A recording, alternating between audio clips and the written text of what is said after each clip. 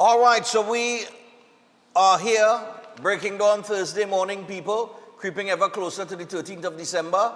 And, I want to say good morning to everybody across Trinidad and Tobago, those of you watching us internationally, everybody on social media, good morning to you.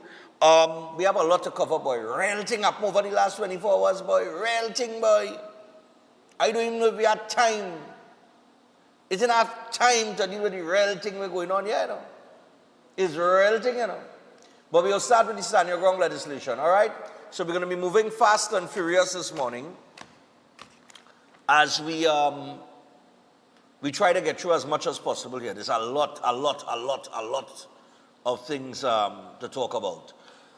Including this morning, I got a lot of information as it relates to the absorption of SRPs or lack thereof that took place, and SRPs apparently being upset this morning.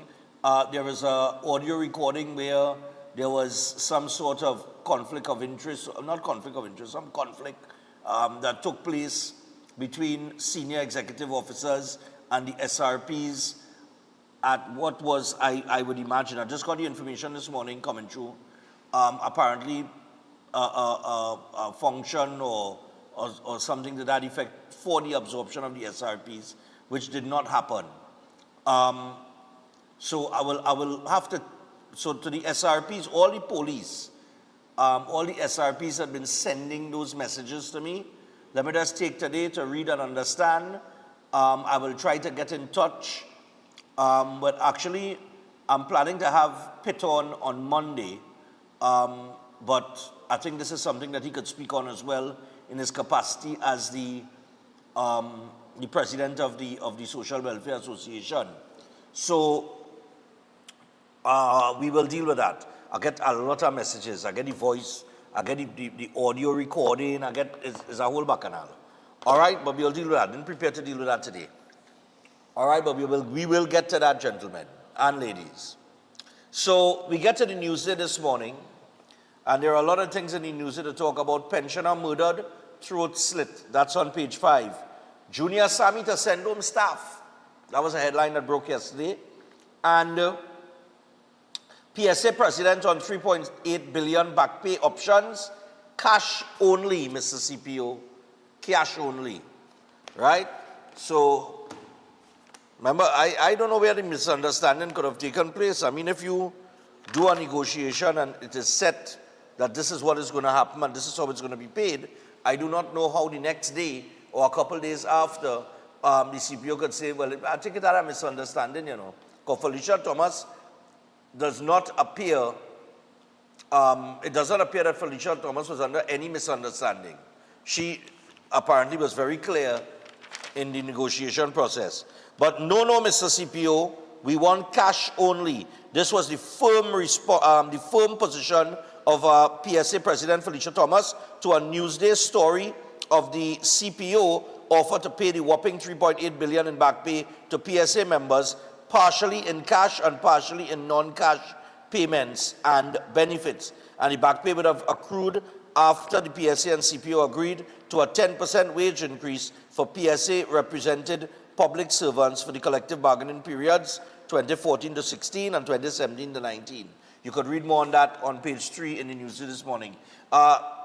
CGWTU, the Contractors and General Workers Trade Union, is calling on the Minister of Finance and the CPO for clarity and accountability on long-promised wage increases and arrears for daily rated workers at the San Fernando City Corporation. The union said the delays have become unacceptable. That's also on page 3.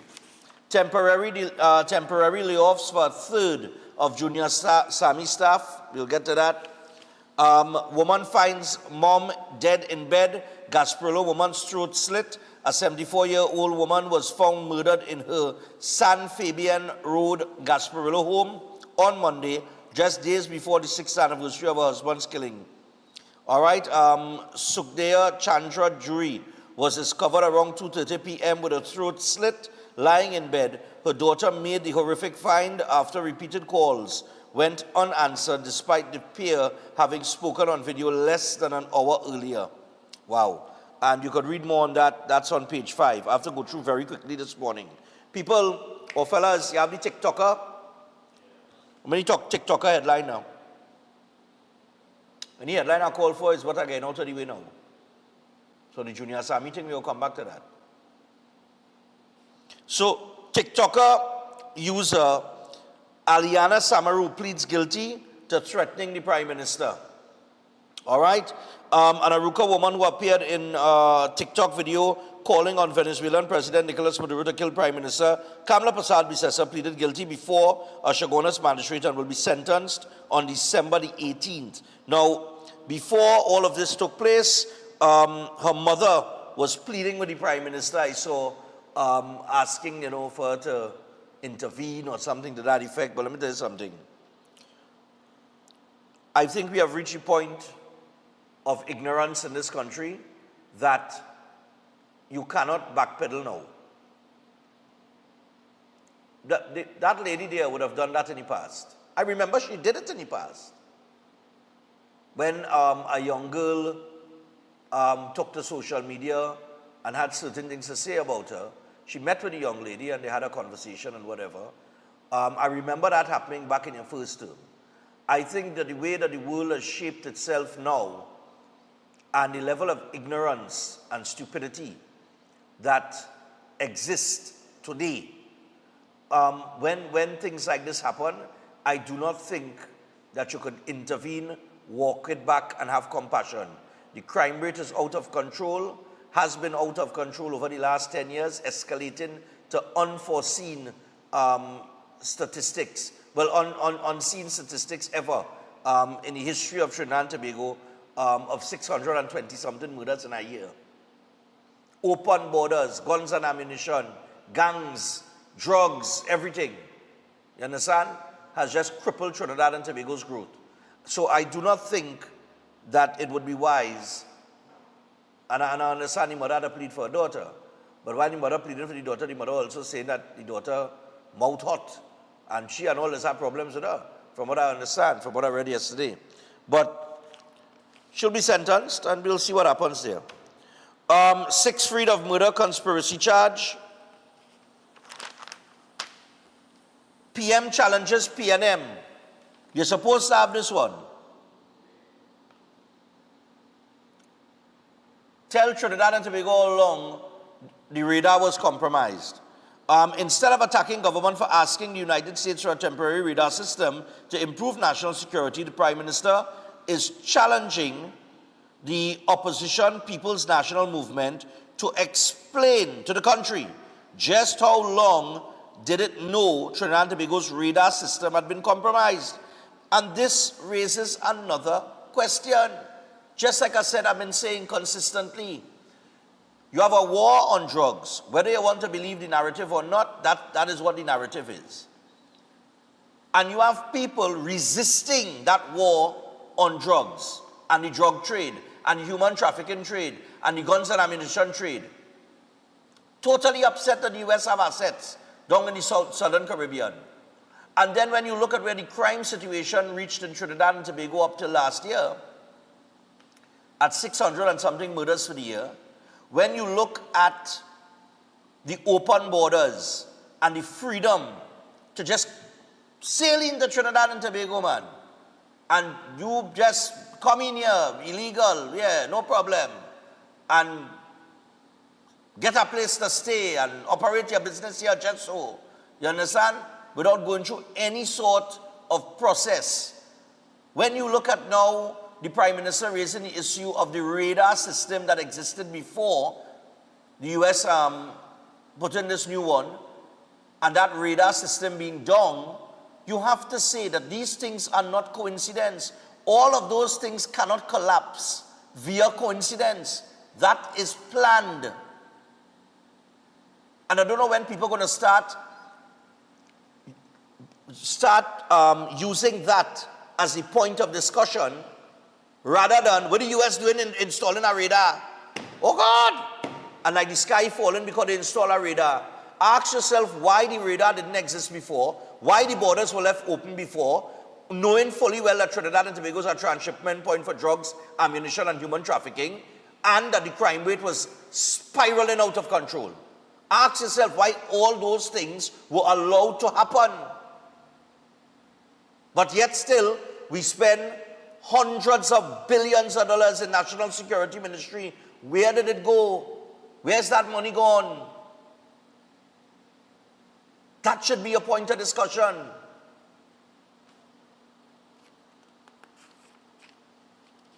Anyhow, you can read more on that on page 7. I'm going further than that. Then the PNM tells the Prime Minister to cool it on the rhetoric or face legal action. The opposition is warning Prime Minister Kamala Persad-Bissessar to cool it with her rhetoric, saying the party will explore all legal options after she accused party members of being connected with pedophiles and narco-traffickers. In a social media post on December the 1st, Persad-Bissessar said, quote, many persons, groups, politicians, and businesses who are profiting from drug trafficking are fueling this anti-American narrative, end quote. She accused the PNM of being against the government's anti-drug and anti-human trafficking efforts and suggested it was connected to the local drug mafia and numerous allegations of pedophilia. Papa, yo. Well, the PNM is saying they describe the Prime Minister's comments as a distraction and warned her against repeating them. This is a very serious allegation, and I want to make it abundantly clear to the Prime Minister that statements of that nature should not be said if evidence does not exist. And I'm saying to the PNM, she said, quote, I also want to put on the record I am going to be exploring my options as political leader of the PNM as it relates to defamation. Okay. Well then, if what the Prime Minister is saying is defamation, don't warn her not to say it again. Act. One time.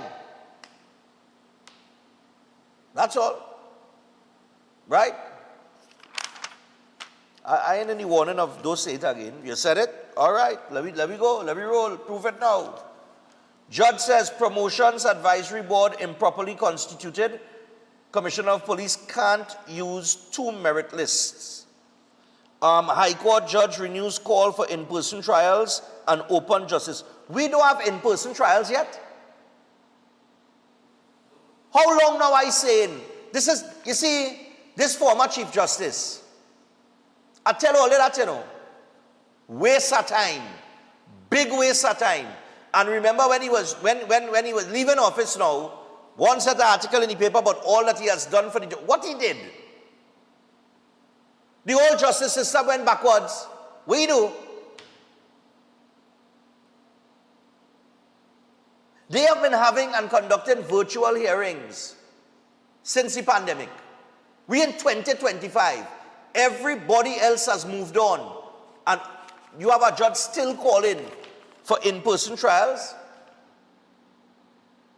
I told you all that was a part of a deterrent. When men get hold and they have to go before the court and they have to go into the magistrate court and the prison van pull up with them to go into court, man used to put jersey over the head and towel over there to hide the face. Because they don't want anybody to see the face. Because shame and disgrace. You understand? All of that is a deterrent. But all they had is in-person thing like what is going on? We're in 2025. For goodness sake. And I've been talking about that, you know. I've been talking about that, you know.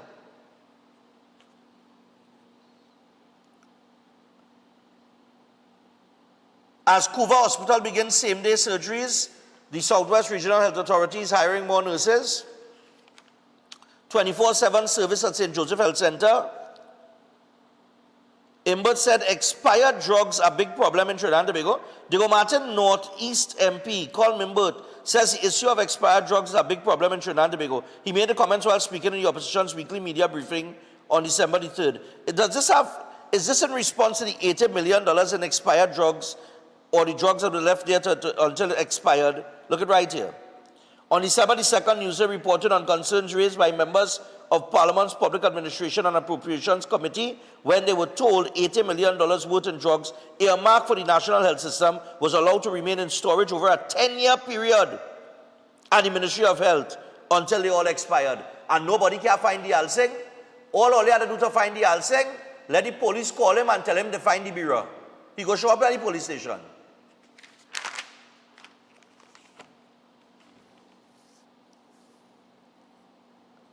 Then you have Imbut sounding an alarm, extremely dangerous clause in finance bill.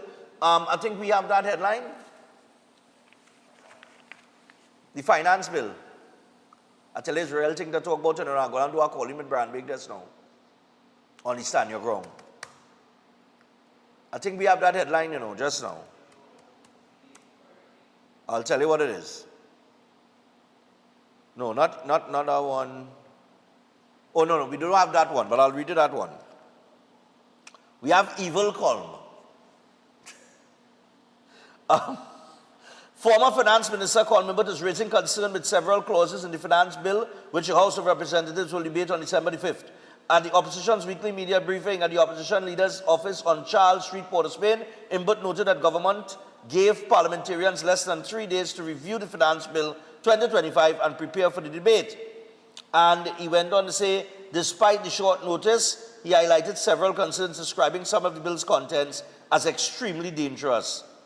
He said Clause 5 allows the central bank governor to be given authority to create official economic statistics. Imbut said this was not recommended as the governor is a political appointee, and he added that giving that person such a role and responsibility contradicts international convention. And it goes on. It's a longish article, so I can't get into the whole thing. Bandits take grog, cash, and speaker from Diego Martin home. Tanku hits Imbut over finance bill complaints. Finance Minister Dave Tanku has rejected claims by his predecessor, Colm Imbut, that government intends to implement a series of taxes on the population when it presents the Finance Bill 2025 on December the 5th. I remember reading that in yesterday's papers where Imbut said more taxes coming. The government coming to tax all year. So in a WhatsApp comment on December the 3rd, Tanku said, quote, Colm Imbut knows fully well that the circulation of the bill within this time frame is entirely consistent with parliamentary requirements. He added, this has been the procedure for well over a decade, including throughout his own tenure as Minister of Finance. Tanku claimed Imbut was engaging in theatrics and constant complaints, as saying that Mr. Imbut should simply do the job he was elected to do. Parliamentary work is demanding, and all members, including the opposition, are expected to apply themselves accordingly. All right? And as it relates on any taxes, the Prime Minister, who in this article here referenced Colm Imbut as evil, what she said, let me pull up the article, Let's pull up the article quick. She said she was very brutal, She ain't mentioned no words, Prime Minister Kamala Prasad Bisesa says a finance bill which will be brought to Parliament on Friday will contain fiscal measures outlined in the national budget. She yesterday criticized former Finance Minister Colm Imbut, saying he had a track record of failure and mismanagement of the country's economy over the past decade. Imbut took to X earlier yesterday and criticized the government over the bill, right? And he stated that the UNC government has just circulated a 44-page bill, which they intend to railroad through on Friday with an avalanche of new taxes, landlord taxes, electricity tax, plus a 20% increase in NIS rates and increased fines to add to the 100% increase in alcohol taxes. Wickedness, he said. The PM told the media that Imbut was creating mischief, but said his pathetic post will not detract from the fact that her government has delivered more to the people of Trinidad and Tobago in just 7 months and is working to fix the mess that the PNM created. And she went on to say, this is the paragraph here. The finance bill contains the exact fiscal measures announced in the budget, also includes reduced fuel prices, removal of VAT on some food items, changes to foreign used car regulations, etc. And she went on to say, he, Imbut, is just an evil, gross little man who will not be remembered when he's out of the parliament. This is what she said. She described him as an evil, gross little man.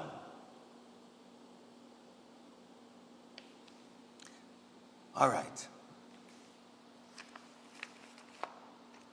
I tell you, she ain't playing. She ain't playing. TPP's Williams Orr says the radar is a Christmas gift for Crown Point. And Yeah, those are some of the headlines in the paper. All right. Now, we are already 23 minutes past the hour of 6 o'clock. I've got to decide how we're moving forward here this morning, you know, boy. It's real thing, boy. Real thing. Those headlines alone that we just went through is real thing. All right. Let me just give you a little information here before we move forward. The Trinidad and Tobago College of Therapeutic Massage and Beauty Culture Limited. So if you're considering a lucrative career in massage therapy or cosmetology, then call the Trinidad and Tobago College of Therapeutic Massage and Beauty Culture Limited. They are now enrolling for January 2026. You can learn from experts of 40 years in the field, train for a job in the fastest growing industry in the world, and they are registered with the Ministry of Education and the Accreditation Council of Trinidad and Tobago. They also offer a gate-funded program. You can call them on 658-3907 or WhatsApp them on 4961111 and visit them on their website, www.ttcollegeofmassage.com. All right, so make sure to check them out today. And of course, we got Setwires Holistic Health Clinic, and this is powered by nutritional therapy. Simple. Don't manage a disease if you have the opportunity to reverse it. All right, but to reverse it, you got to contact him early. Don't wait till it's too late. It's drug-free, supplement-free, root cause healing through nutritional therapy, and you can book your appointment today and rebuild your health from the inside out naturally. Those numbers are 2793935 or 7611952. Make sure and get in contact with Seth Weil aboard, and don't forget to pick up the book. You are not sick. You are malnourished. Now, we'll stick a pin right there.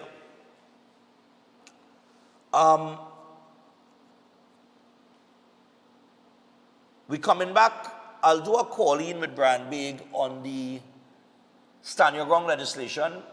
After that call-in, we will take some calls, of course, from the public and get their feedback on it. And then we will get into some of the other issues, including one that, well, our boy Pitt was in the papers on related to the increase, the salary increase of 10% that was granted to the PSA. Of course, Pitt is now the president of the Social Welfare Association, so we'll give you a little information on that. The FET promoters have written to the Prime Minister asking her to reverse her decision for the carnival. Out in South apparently has been cancelled due to no venue. That puts the promoter in a bit of a pickle because, you know, out in South being one of the bigger FETs in the Southland, I would imagine people would, you know, people usually buy tickets to these things very early. Yes, you have the rush coming late and that kind of thing, but there are people who purchase tickets very early. Promoters are urging the Prime Minister to reconsider the ban on FETs at sport venues as well.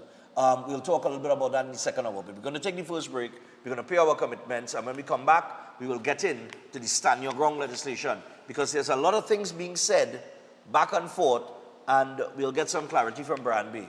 All right, so stay tuned. We'll be back after this. Show them that you know where to work it. Work that body that you got. Work it hard till it drops. Show them that you're hotter than hot because you're hot, y'all.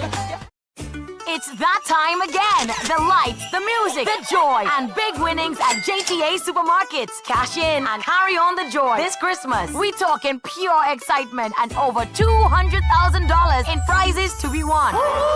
50 grocery shopping sprees to fill your trolley. 50 mini appliances to light up your kitchen. 50 JTA gift cards plus hamper giveaways. Just spend $300 or more, including $50 in Carlton's Choice products. Fill out your entry and drop in store. The more you shop, the more you could win, and the merrier your Christmas gets. Promotion runs until December 31st. Cash in this Christmas only at JTA Supermarkets, where your total bill always costs less. 3-car raffle organized on behalf of Queens Royal College. First prize is a Royal Ride Ford Ranger. Draw date Saturday, December 20th at the school. Tickets only $100. All proceeds for the further uplifting of the school. Tickets available at islandetickets.com. Sandbag Lotto opposite the Oval. Northern Hardware, Diggle Martin Main Road. West Star Liquor Mart, Moncoco Road. Top Office, Belmont. Hearty Foods Arima. Charlie's Anchor Cafe, corner Anna Street and Aripita Avenue. Frankie's on Valley Avenue, Quasi Discount Mart, California, Universal Plumbing, Diego Martin Main Road, Woodview, Tragrit Road, GAK Electrical and Plumbing, opposite Starlight, Western Union, Tunapuna, VML Minimart, St. Lucian Road, Arthur's Minimart, Balantra, Alum's Pharmacy, Majuba Crossroad, Madison Bag, Diego Martin, Auto and Lotto Shop, Long Circular Mall. For more info, call the college at 622-1671 or the hotline at 491-1802. Queens Royal College Christmas 3-car raffle. We're back, and we came straight to Royal Castle to pick up some delicious food. We got a queen bucket, a king bucket, some royal wings, a family meal, a few combos, some extra sides, a rotisserie chicken, and a snack box. Oh, and that delicious honey mustard sauce, it's really lashing. Rudolph, do you think we should get some for Mrs. Claus and the elves, too? Happy holidays from Royal Castle. All fan of Breaking Door, your time is here! The Breaking Door Christmas Party Premium Drinks Inclusive is on Saturday, the 13th of December at the Garden Sanctuary Center of Excellence, featuring Lil Bit, Brass to the World with Snakey and Chanel Dempster,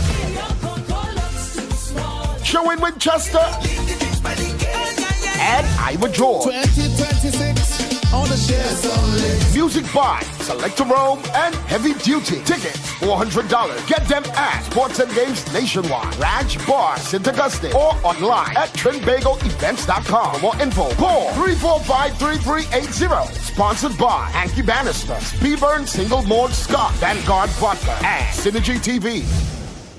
Attention builders, farmers, and homeowners. Murphy's Hardware, Agro and Pet Supplies, located at Racecourse Road, Arima, O'Mara Road South, has everything you're looking for at the most competitive prices. The hardware division has everything by way of construction, from foundation to roofing supplies, plumbing, and electrical. A wide selection of hand and power tools, and so much more. The Agro and Pet Supplies division carries from feed to fertilizers, agro tools, pet foods, and supplies, along with a range of gadgets for the home and garden. They are authorized dealers for STIHL and are open every day. Murphy's Hardware, Agro, and Pet Supplies has got what you need to get the job done without breaking your budget. Give them a call at 793-2497, 471-0249, or 743-5572, or visit them at Racecourse Road, Arima, O'Mara Road South. Follow us on Instagram and Facebook.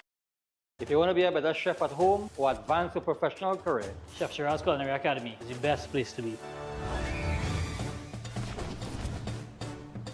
some of the courses that we offer here at the Academy: Creative National Cuisine 1 and 2, Baking and Pastry 1 and 2, Kids Summer Cooking Classes, one-day classes at the workshop. We have Asian cooking classes and certificating culinary arts, food lovers and professionals. Start your culinary journey today with us at the Chef Shiraz Culinary Academy.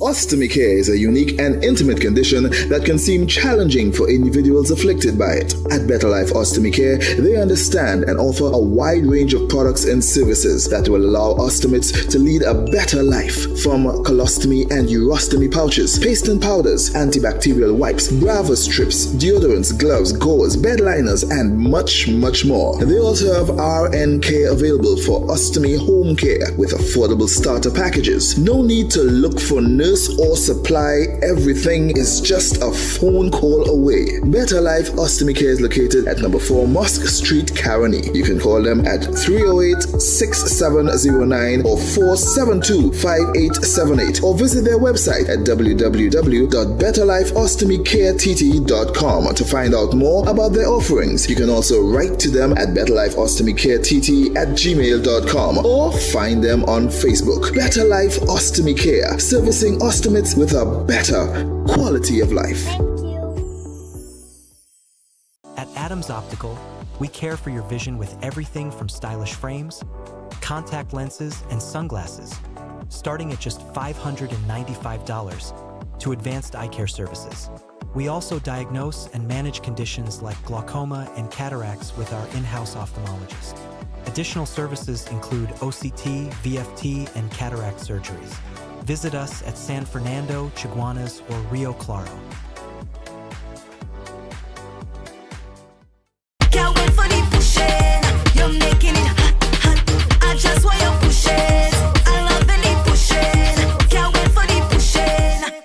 making it hot. All right, so we're back on Breaking Dawn. We're just about 27 minutes away from the hour of 7 o'clock. So for the next 10 minutes, we're going to chat with Government Senator Brian Baig. Director, just now, and we're going to chat with him via the phone line. Okay? Brian gave one of the most passionate and emotional contributions in the Senate on the Stand Your Ground legislation. And it's because he was a victim of home invasion, not just him, but his aunt as well was murdered during a home invasion as well. So if anybody could speak on this, it's him. But before I go to Brian on the phone line, I just want to go through a few headlines as to why this thing is becoming, a little confusing for some people. Let me get the AG headline. And Brian will hear me here. Brian, you'll hear what I'm saying. This headline here, the Attorney General said that home invasion bill isn't a one-stop fix-all. I'll just read a little part of that. Government's anti-home invasion bill isn't a one-stop fix-all policy answer to crime and home invasions, since there are other matters to be dealt with, including the liberalization in a reasonable way with access to firearms and other methods of defending oneself. Attorney General John Jeremy indicated this as he piloted the Senate debate on the Home Invasion, Self-Defense and Defense of Property Bill 2025. Now, the bill provides for a person in a dwelling not to have to retreat when confronted by home invaders. It allows homeowners the use of force, including deadly force, to protect themselves, their property, and person therein. And the bill was already passed in the House of Representatives last week. I want to say good morning to Brian. Brian, good morning to you. Good morning, Stephen. All right. So, Brian, we got 10 minutes here. I'm going to ask you a few questions on this bill. I'm also going to bring up some issues that was raised by certain members of the opposition to give you the opportunity to kind of bring some clarity to that. But let's start with the bill as described here, providing for a person in a dwelling not to have to retreat when confronted by home invaders. And it allows homeowners to use force, including deadly force, to protect themselves, their property, and person therein. Now, how is that different to what exists in common law? But if you're under the common law, right, there is no law right now that deals with the issue of home invasion. Okay? Now, remember, we look at the issue in which a man's home is his castle, right, which comes from the common law of the case of the Simmons case, right? But this now codifies the common law, where it allows now you to stand your ground and use force if a person comes at you. Right. So this time you don't have to retreat. You don't have to run and hide. Now it allows you to stand your ground and fight back. This bill allows citizens to fight back. But isn't that the same like self-defense? What this does is that it strengthens the law of self-defense. Okay. Right? It strengthens that. Because if a man comes into your home and he comes to attack you or your family, right, you are now able to use defense. So in that way, you show that you had to fight back. And not only does it help you, if you're being attacked and you call out for help and your neighbor hears you, Clause 8 of the bill even protects a person who comes to your aid, or any good Samaritan who sees something happening to you. Okay. All right. So it gives you. So let me be clear on this. It differs in common law because it gives you the opportunity to use force, deadly force, and stand your ground. Does the bill make it easier for persons to acquire a firearm? No. This is not a firearm bill in any way like that. Right. Because people are under the impression that this legislation is going to make it easier somehow for persons to acquire a firearm. And I've been saying to people, you still have to apply and go through the process. Well, I dealt with that. In that, you had the temporary senator who was there for the PNM, Sanjeev Boodoo, who talked about firearm. This is not a firearm bill. This is in no way to deal with firearm, right? Right. You still have to, well, it's still a firearm, you still have to do the necessary applications to apply for a firearm. This Right. is in no way, again, a firearm legislation. So he came there, he take you from Shagarawa to Ikata in his contribution and took you nowhere. So again, that is a narrative the PNM is trying to pull, but unfortunately he failed. Okay. I wanna bring up something that another PNM, another opposition senator said, Sanjeev Boodoo. He says that provisions in the government's home invasion, Self-Defense and Defensive Property Bill 2025, are already covered by existing law, and the bill doesn't allow people to simply load the matic, knock it on them, empty the clip, reload, and knock it on them again. He said this bill doesn't provide a homeowner with any protection they don't currently have. It doesn't protect firearm owners any more than they are currently protected for in law, and it doesn't affect the police's ability to deter, detect, arrest, and charge when it comes to home invasions. How you respond to that? Well, unfortunately, he did not read the bill, right? Because under Clause 5 of the bill, Clause 5 of the bill has everything to be used where a police officer would be able to charge someone. There's nothing in the current laws of the Republic of Trinidad and Tobago that deals with home invasion. This bill codifies everything, so an officer doesn't have to study, well, what I should charge him? Under larceny, what I should charge him? Under trespass, what I should charge him? Under summary offense of assault? No.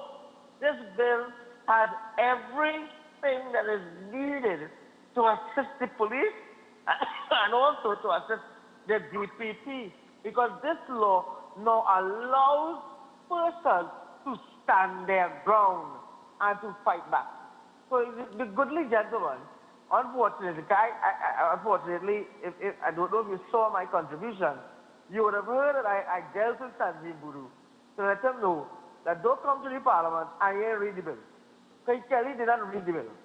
Okay. There is another issue that I want to raise here. In terms of reasonable force, now I heard that, I can't remember if it was opposition member, this was in the House, I think it was Stuart Young, or one of the opposition members, they said that there is nothing in the bill that protects a homeowner from being charged for murder. I think one of the opposition members had mentioned that. I mean, I scoff at that because there is no, to me, there is no law that could be created that someone could use deadly force and an investigation doesn't take place to establish if it was within reason or not, and if the person should be tried for murder. So in terms of that, and how the law, or what the law provides for, in terms of that force that has to be used and the investigations that would follow, what does the bill provide for that? Again, the bill is very clear. I want to tell you, as a former legislative drafter, when I went to the AG's office, I have to say this is one of the best pieces of legislation I've ever seen. The bill is very clear, right? You have clause 6 of the bill to assist with that, where there are provisions in the bill where if a person has to use reasonable force because that person was of the belief and he was in such a danger that he had to use force, reasonable force, reasonable deadly force. So the bill has everything there. So which is not only, it not only helps the individual who is defending himself, but it also helps in case of an investigation. The bill has that there. Also, there's clause 9 of the bill. And just shows that there's exceptions to read and to check So the bill is very precise. And when the bill is precise, there is also certainty in the law, my friend. Let me ask you something. Now, in the law, as it relates to a legal firearm owner, if somebody approaches me to rob me and or assault me or whatever, if they turn and run away, right? I'm not supposed to shoot at them because it's deemed that the threat no longer existed, right? Correct? No, the threat is still there. The person is still If the person is running away from me? The person is still there. No, I ain't talking about any stand your ground legislation, you know. Nah. No, but that's a whole different scenario. Right. That's a whole different scenario. All right, that's a different scenario. We're talking about now, because I heard that point was raised, that if, you know, if their back is turned, if I could put them down.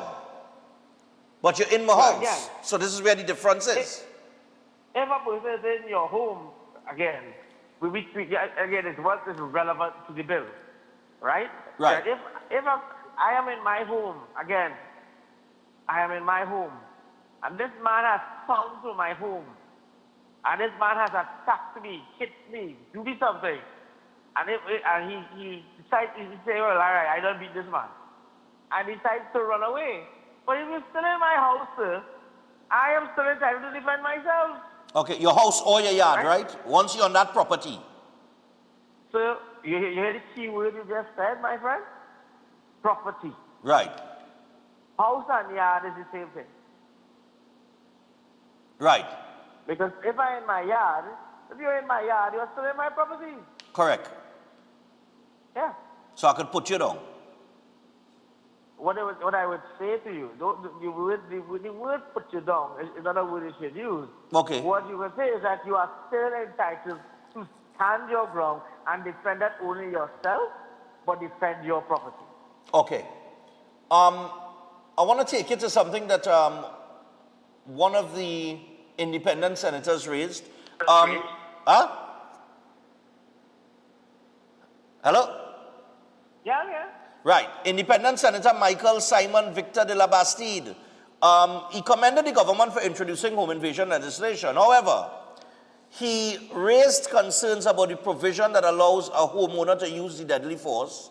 And he said he had a fundamental issue with the section addressing the use of deadly force, which may be justified when an occupant honestly believes that using or threatening to use such force is reasonably necessary to prevent or remove a home invader from his dwelling house or to protect his property or that of another person. He said he interpreted this as almost a prerequisite to using deadly force. All right? So that use of deadly force, that is reasonable. That, I just want to be clear here. That is something that the police will establish, not so?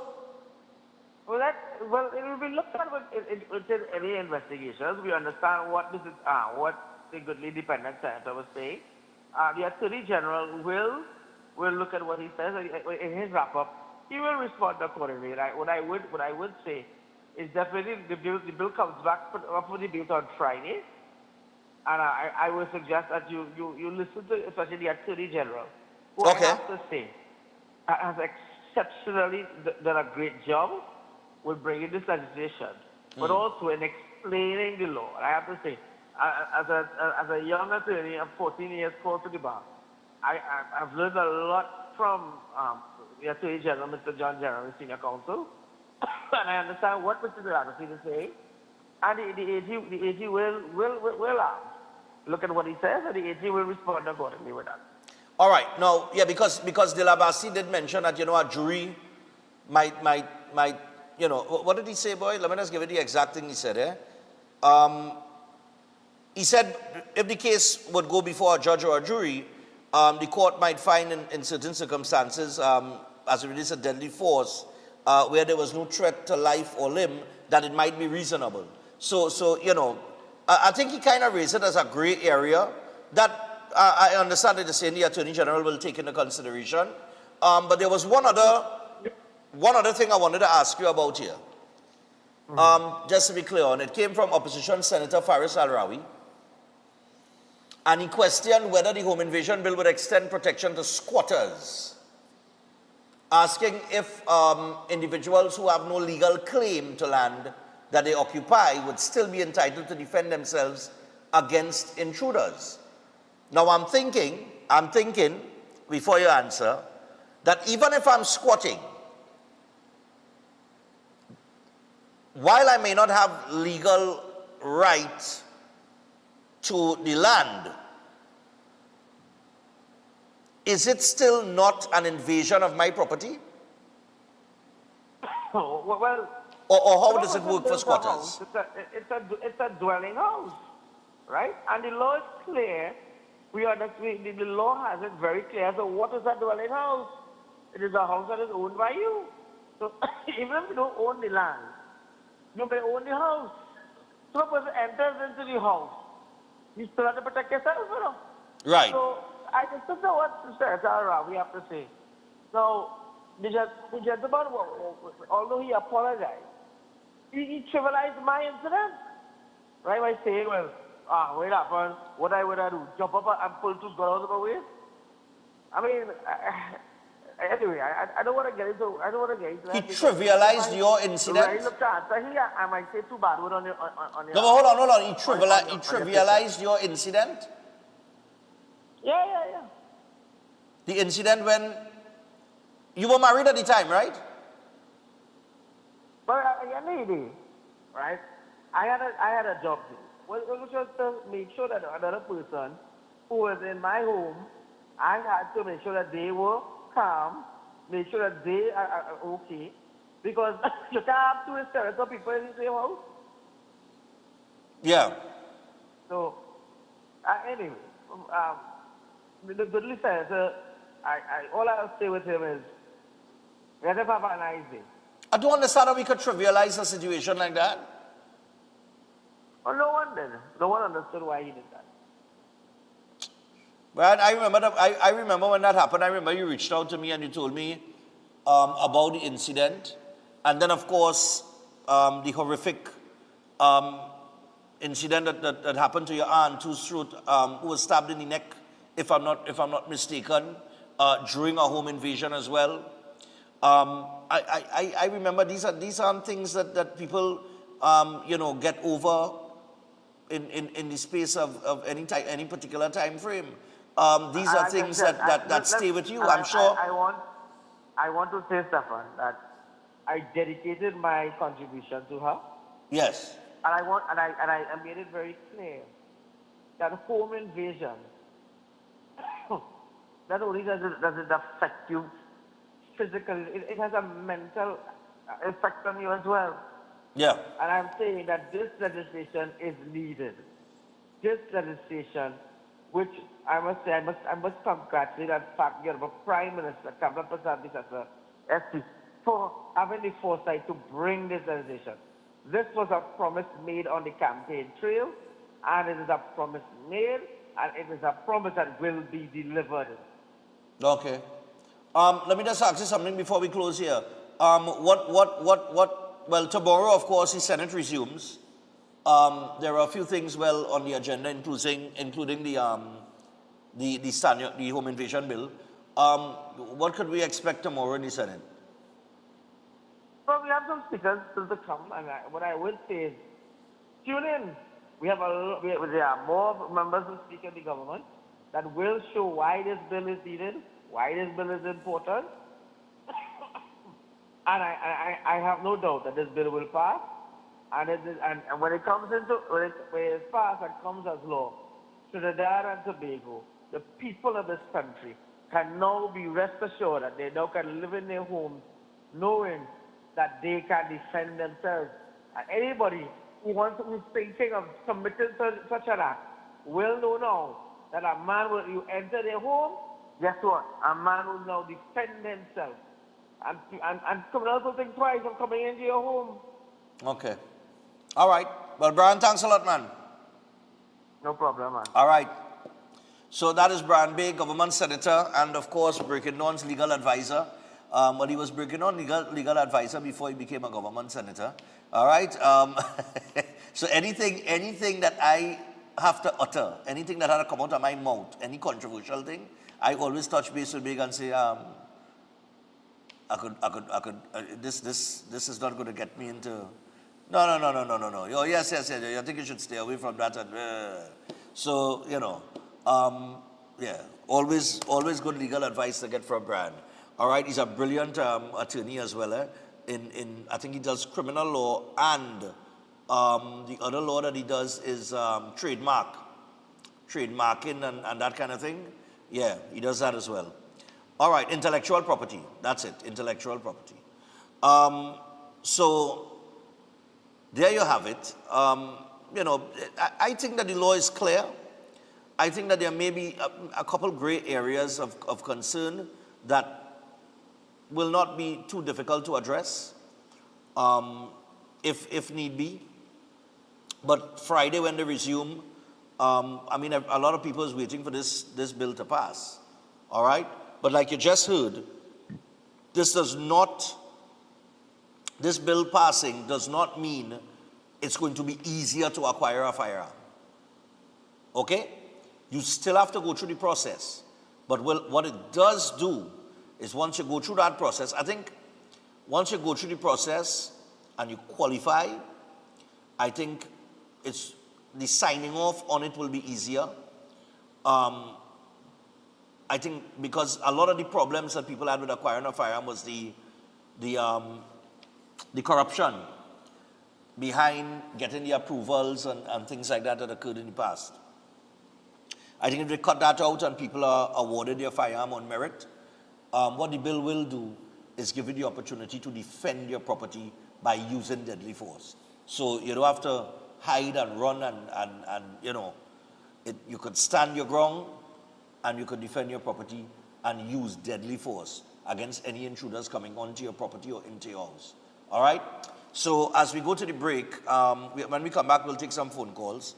But as we prepare to go to the break, I would like to tell you about Keolek.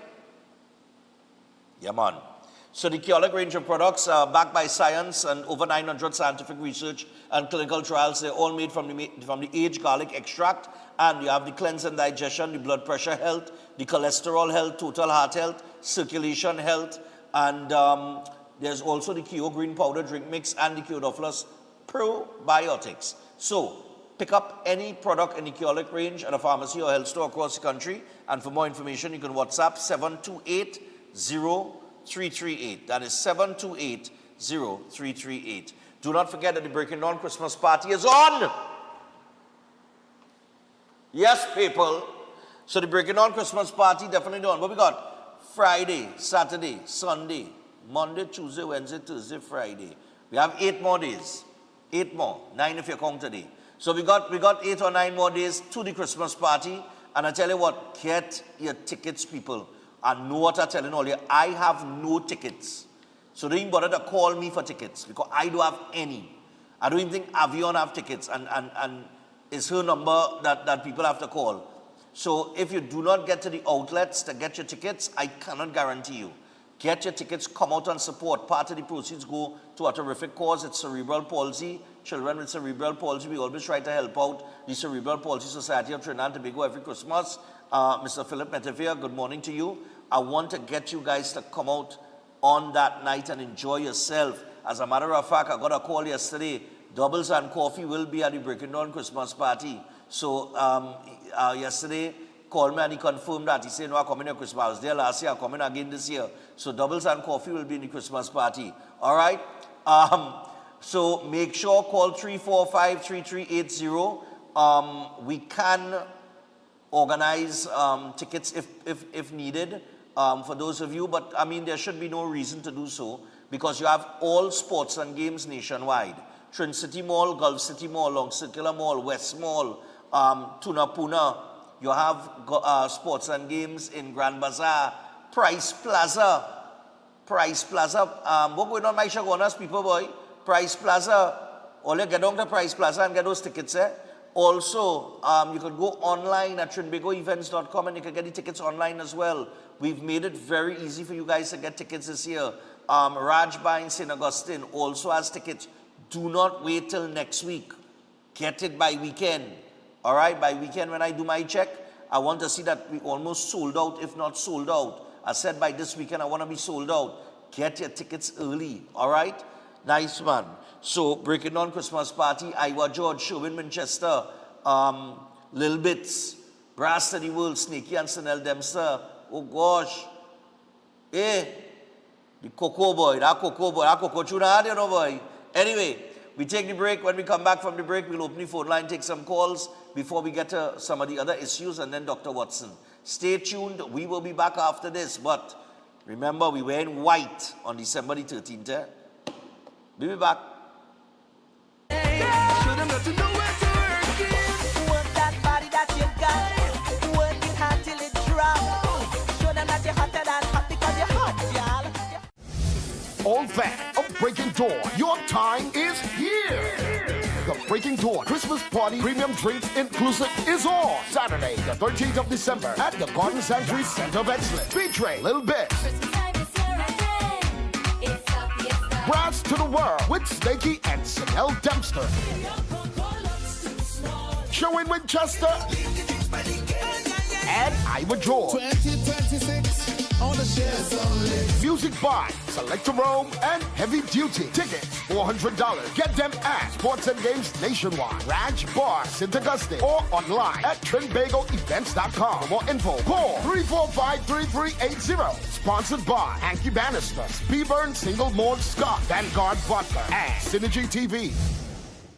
Welcome to Car City Trading, your #1 supplier of brand new Korean auto parts. Come on down to lot number 78, Bamboo Settlement number 2, Valsain, between the hours of 8 a.m. and 5 p.m. Monday to Friday, and 8 a.m. to 2 p.m. on Saturday to get your Hyundai and Kia vehicular needs. Car City Trading has everything your vehicle needs, from a brand new head and blocks to engine parts, transmissions, suspension parts, body parts, electrical parts, braking system, AC system, even the smallest sensor, and much more. WhatsApp us today at 704-2246 or call us at 645-2603 and let us be your car parts solution. Be sure to find us on Facebook, Instagram, and TikTok, and look out for our monthly deals and promotions. Car City Trading, quality products at unbeatable prices.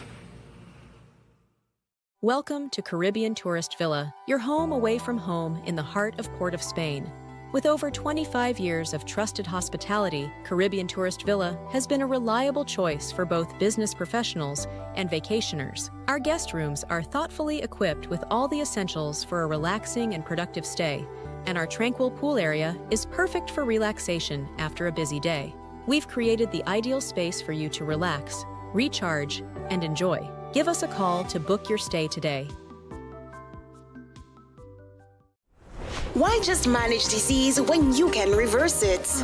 At Setwaya's Holistic Health Clinic, we don't just mask symptoms, we focus on reversing illness naturally. Imagine freedom from medications and the cycle of dependence. Our approach dives deep into uncovering root causes without herbs, tonics, or medications. From diabetes and heart disease to mental health, obesity, and more, our personalized care is transforming lives.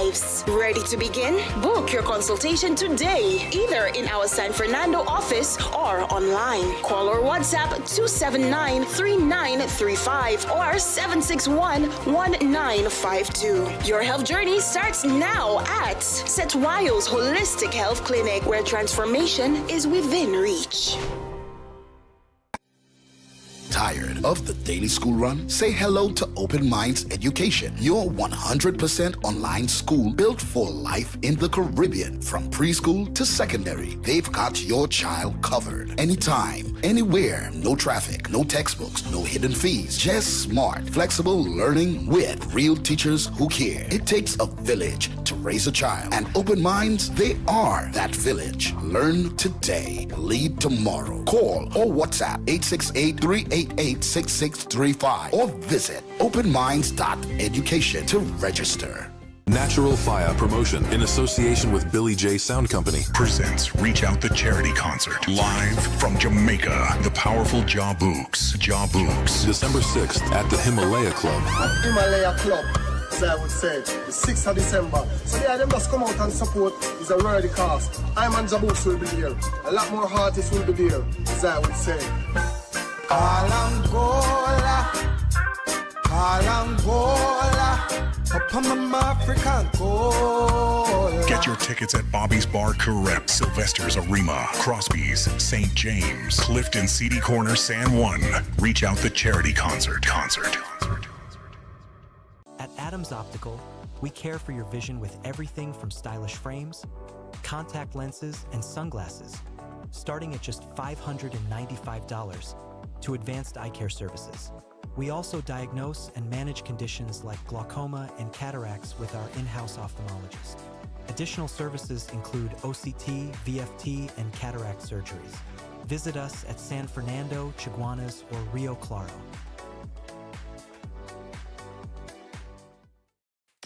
Attention all bakers, doubles vendors, roti makers. Try Chic Lisha high quality, unbleached, bromate free, all purpose and whole wheat flour. Bleached flour and bromate flour is treated with chemicals that can cause cancer, and this is banned in Europe and many other countries. Chic Lisha flour offers a healthier option, being that it's unbleached and bromate free. It also has a finer grain and a softer texture, lower priced and conveniently packaged in 2 pound, 2 kg, 10 kg and 25 kg bags. Available at groceries and supermarkets.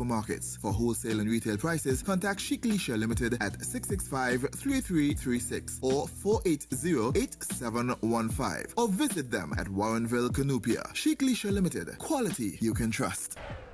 Can't wait for the pushing. You're making it hot. I just want your pushing. I love the pushing. Can't wait for the pushing. You're making it hot. All right, so we're back on Breaking Dawn this morning. As we return, we want to take some phone calls. We want to go to the lines and, share your thoughts. Stand Your Ground legislation, it will resume in the Senate tomorrow. And, but I would really like to get people's thoughts on this because it seems to be very contentious, going both ways, up, down, sideways, all around. I'm still getting, let me see. I'm getting the information on the absorption of these SRPs, but we'll deal with that. All right, but we'll go to the phone line, take a few calls. Hello, good morning. Morning, Stefan. Morning, how are you going? Hi there, cool man. Share your thoughts, man. So I want to ask for a little latitude to explain something to you. I understand the concern of the citizens and, I want to go out on a limb and try to explain it. I did a TikTok on it, but only Bacchanal TikTok does pick up mileage. So this is the problem. Anytime you're talking about reasonable force, the person or persons who decide what is reasonable is the court. Right? You who actually in the circumstance, you have very little say as to what is reasonable as compared to the opinion of the court. A classic example of that would have been on your program yesterday, when the police officer there said to, whether it's you or somebody else, that if 3 men jump out a car in plain clothes and running towards you, he don't see that as a reason to think that your life injured, somebody blocked your car and then jump. Yeah, he don't see that as a reason to think your life is in danger. But try putting that into practice, and you're going to find a totally different feeling if it actually happened to you. Correct. In Canada, they tried to introduce something called the Stand on Guard legislation. And in that legislation, the politician was saying that he wanted the legislation to say that the court should be able to deem if this invasion take place inside your house, if it happen, the death happen inside your house, the court must deem the actions of the homeowner or occupier as reasonable. They wanted that in writing. Right? So that it would shift the responsibility from the homeowner or occupier having to calculate what is reasonable and put the responsibility on the perpetrator to just be responsible and stay out my home.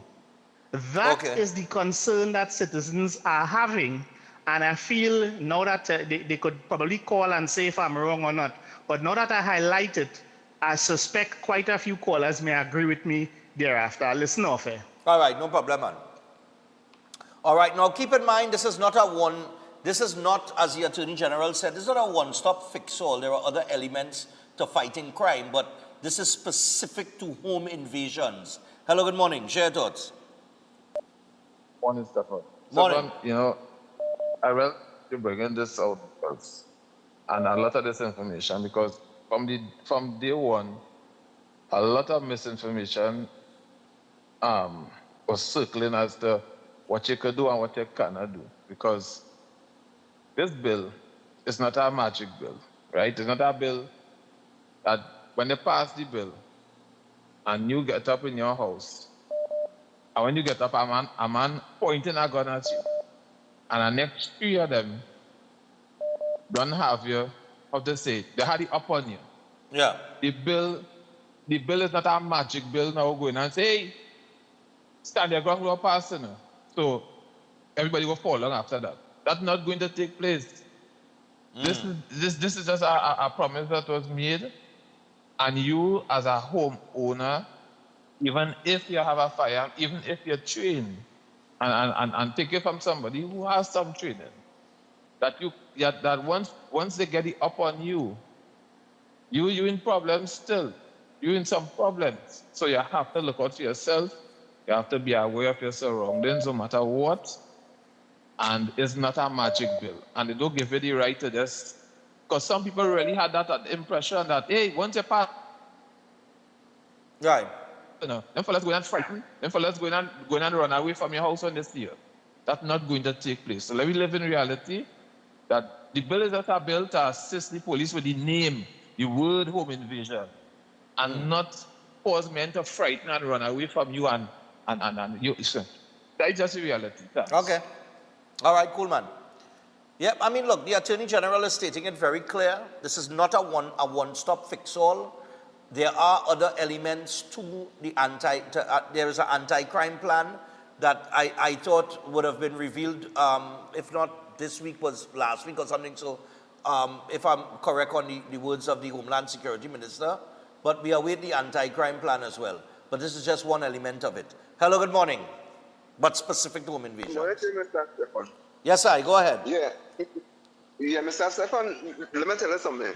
You remember just recently, 3 bandits went in a home, and a guy who was in a downstairs area with his step coming inside the house, the bandit didn't know that, and he chopped one of the bandits, and after they run, when they reach by the road, they fire on him. Right. Right? Right? So what I tell you, even self a bandit running away with a gun in his hand, and you feel, well, you shouldn't drop him because he running away, the bandit still could turn and shoot you, so long as you pursue him, right? In your home, right? So we have to be aware of that. And this is the end of magic bullets. And I will tell you something, Mr. Stefan, before I go.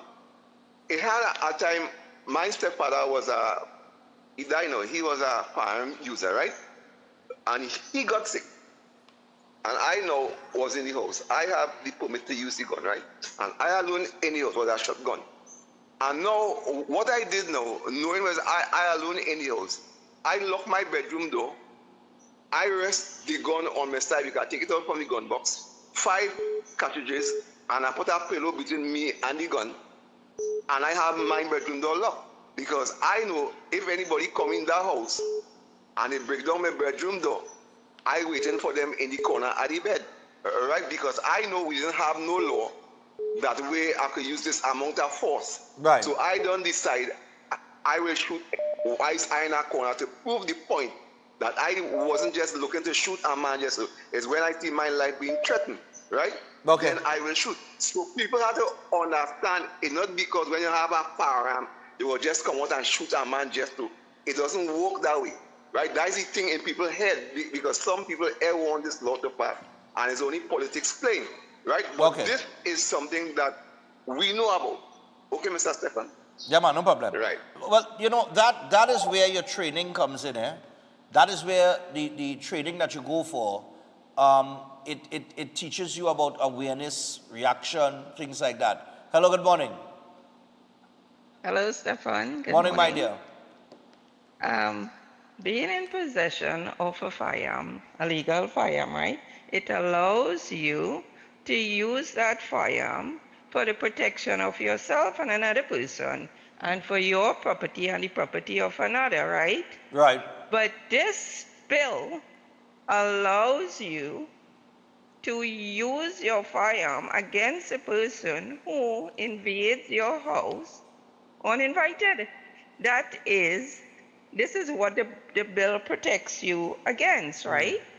Now, as you would have alluded to up until yesterday and stuff, once a shooting has occurred, somebody has died, there will be an investigation and inquiry. During that time, your firearm would be, taken, they run the ballistics and so on and so on. It's not, people are being so confused by the whole thing.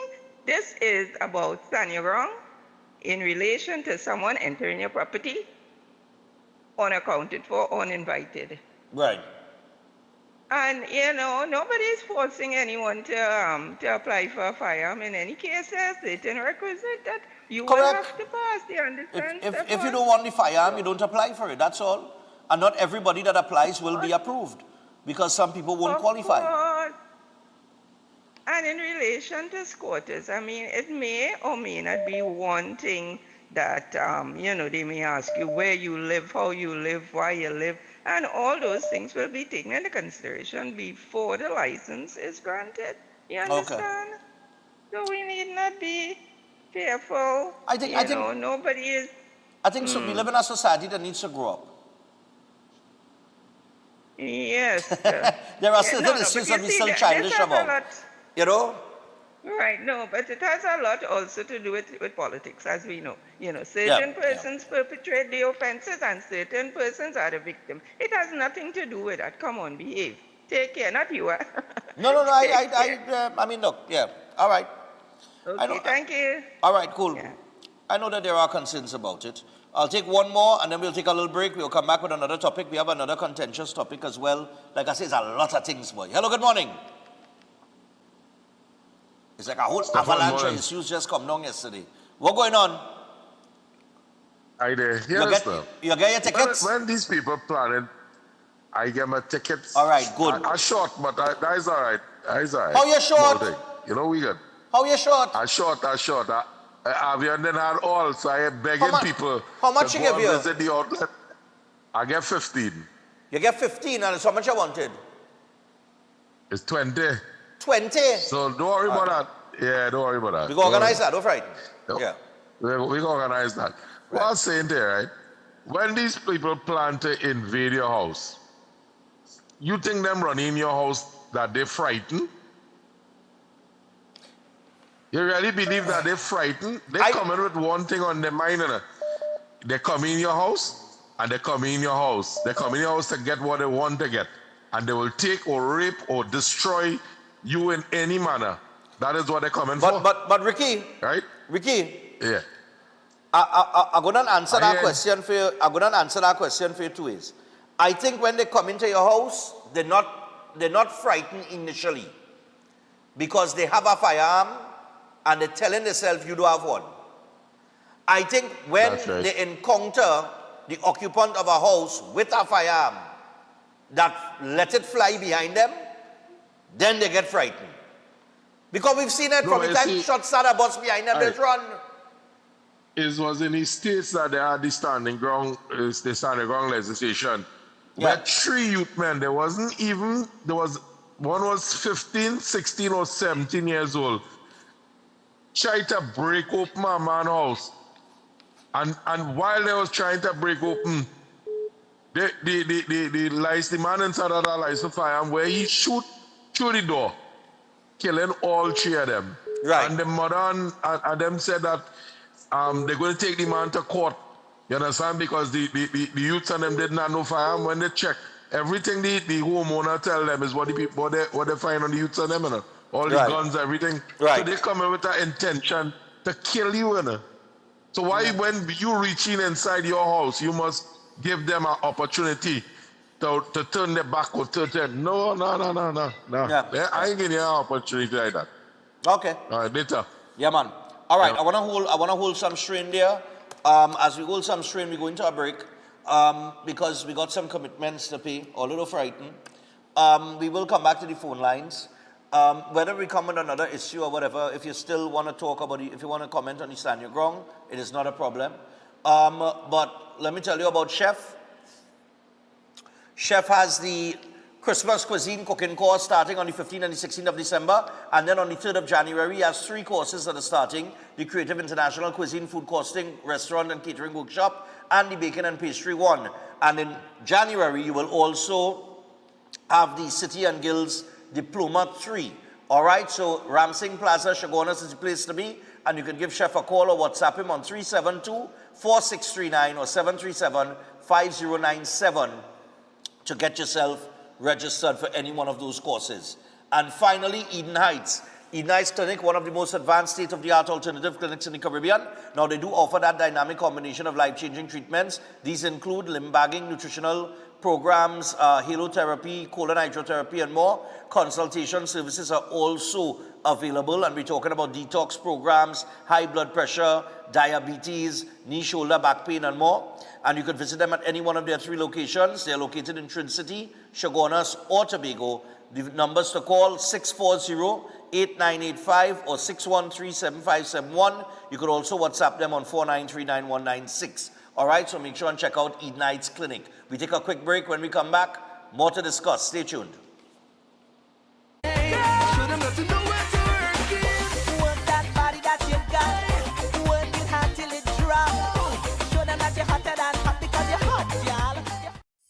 Ostomy care is a unique and intimate condition that can seem challenging for individuals afflicted by it. At Better Life Ostomy Care, they understand and offer a wide range of products and services that will allow ostomates to lead a better life. From colostomy and urostomy pouches, paste and powders, antibacterial wipes, Bravo strips, deodorants, gloves, gauze, bed liners, and much, much more. They also have RN care available for ostomy home care with affordable starter packages. No need to look for nurse or supply. Everything is just a phone call away. Better Life Ostomy Care is located at number 4 Mosque Street, Caroni. You can call them at 308-6709 or 472-5878 or visit their website at www.betterlifeostomycareTT.com to find out more about their offerings. You can also write to them at betterlifeostomycareTT@gmail.com or find them on Facebook. Better Life Ostomy Care, servicing ostomates with a better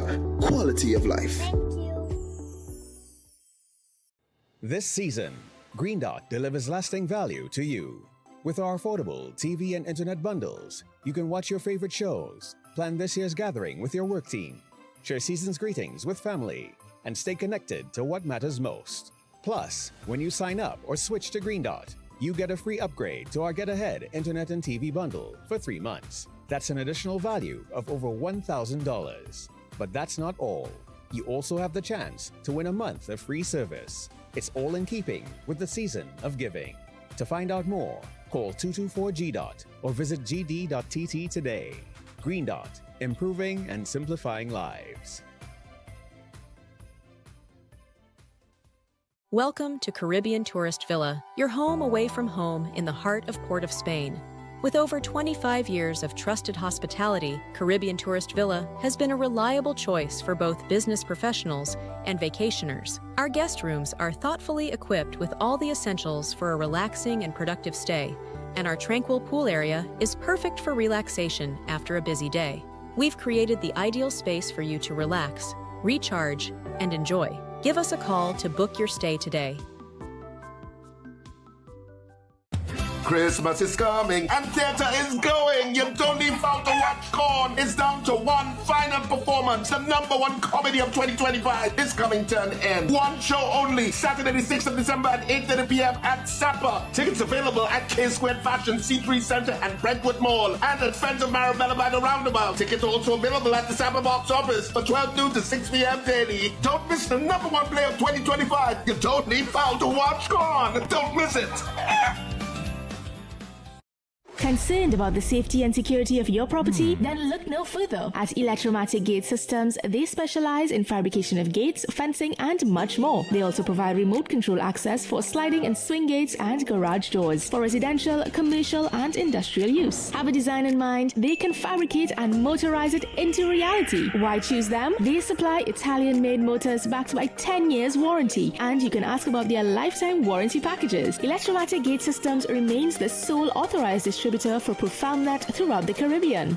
Don't compromise your security. Contact them today at 333-GATE. That is 333-4283. Find them on Google, Facebook, Instagram, and TikTok, or visit their website at www.electromaticgates.com. Their team is standing by to assist. All fans of Breaking Door, your time is here. The Breaking Door Christmas Party Premium Drinks Inclusive is on Saturday, the 13th of December at the Garden Sanctuary Center of Excellence, featuring Lil Bit,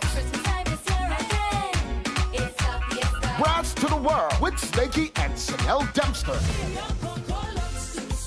Sherwin Winchester, and Ivor George. 2026 on the shares only. Music by Selector Rome and Heavy Duty. Tickets $400. Get them at Sports and Games Nationwide, Raj Bar, St. Augustine, or online at TrinBagoEvents.com. For more info, call 345-3380. Sponsored by Hanky Bannister, Speedburn Single Malt Scott, Vanguard Vodka, and Synergy TV. Air conditioning problems? Then look no further. A&K Air Conditioning Supplies offers you an easy solution for all your automotive, commercial, and domestic air conditioning needs. With 2 convenient locations to serve you, A&K Air Conditioning Supplies offers you an extensive range of parts and services, including pressure test kits, refrigerator parts, front and rear evaporators for maxi taxis. They also cater for both foreign and local automobile models like Kia, Hyundai, Honda, Nissan, and more. So pay them a visit today at either of their 2 locations. Number 36 Alfonso Street, Sangre Grande. Phone 784-2707 or 386-5700. And number 133 Corner Roland Street and Bonaventure Main Road, Gasparillo. Phone 312-2245 or 782-9720. Tired of the daily school run? Say hello to Open Minds Education, your 100% online school built for life in the Caribbean. From preschool to secondary, they've got your child covered. Anytime, anywhere, no traffic, no textbooks, no hidden fees. Just smart, flexible learning with real teachers who care. It takes a village to raise a child, and Open Minds, they are that village. Learn today, lead tomorrow. Call or WhatsApp 868-388-6635 or visit openminds.education to register. Welcome to Car City Trading, your #1 supply of brand new Korean auto parts. Come on down to lot number 78, Bamboo Settlement number 2, Valsayn, between the hours of 8 a.m. and 5 p.m. Monday to Friday, and 8 a.m. to 2 p.m. on Saturday to get your Hyundai and Kia vehicular needs. Car City Trading has everything your vehicle needs, from a brand new head and blocks to engine parts, transmissions, suspension parts, body parts, electrical parts, braking system, AC system, even the smallest sensor, and much more. WhatsApp us today at 704-2246 or call us at 645-2603 and let us be your car parts solution. Be sure to find us on Facebook, Instagram, and TikTok, and look out for our monthly deals and promotions. Car City Trading, quality products at unbeatable prices. Can't wait for the pushing. You're making it hot, hot. I just want your pushes. I love the pushing. Can't wait for the pushing. You're making it hot. All right, so we are back, people. 27 minutes past the hour of 7 o'clock. Got some headlines to go through. as we touch on some other issues across Trinidad and Tobago. So, let me just find it here. Oh no, it's in the paper. I don't need to go anywhere. Pull up Junior Sammy for me. Nice. Temporary layoff for Junior Sammy workers as contracts dry up.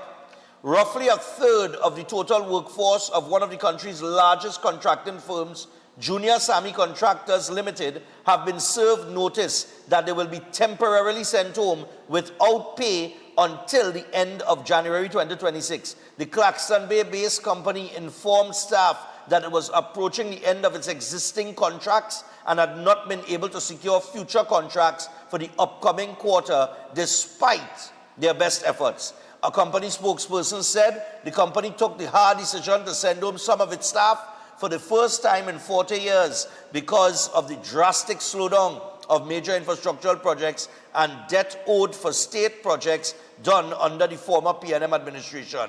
So, Junior Sammy sending home some workers there. Then, what else we have? The Prime Minister, the affordable drugs.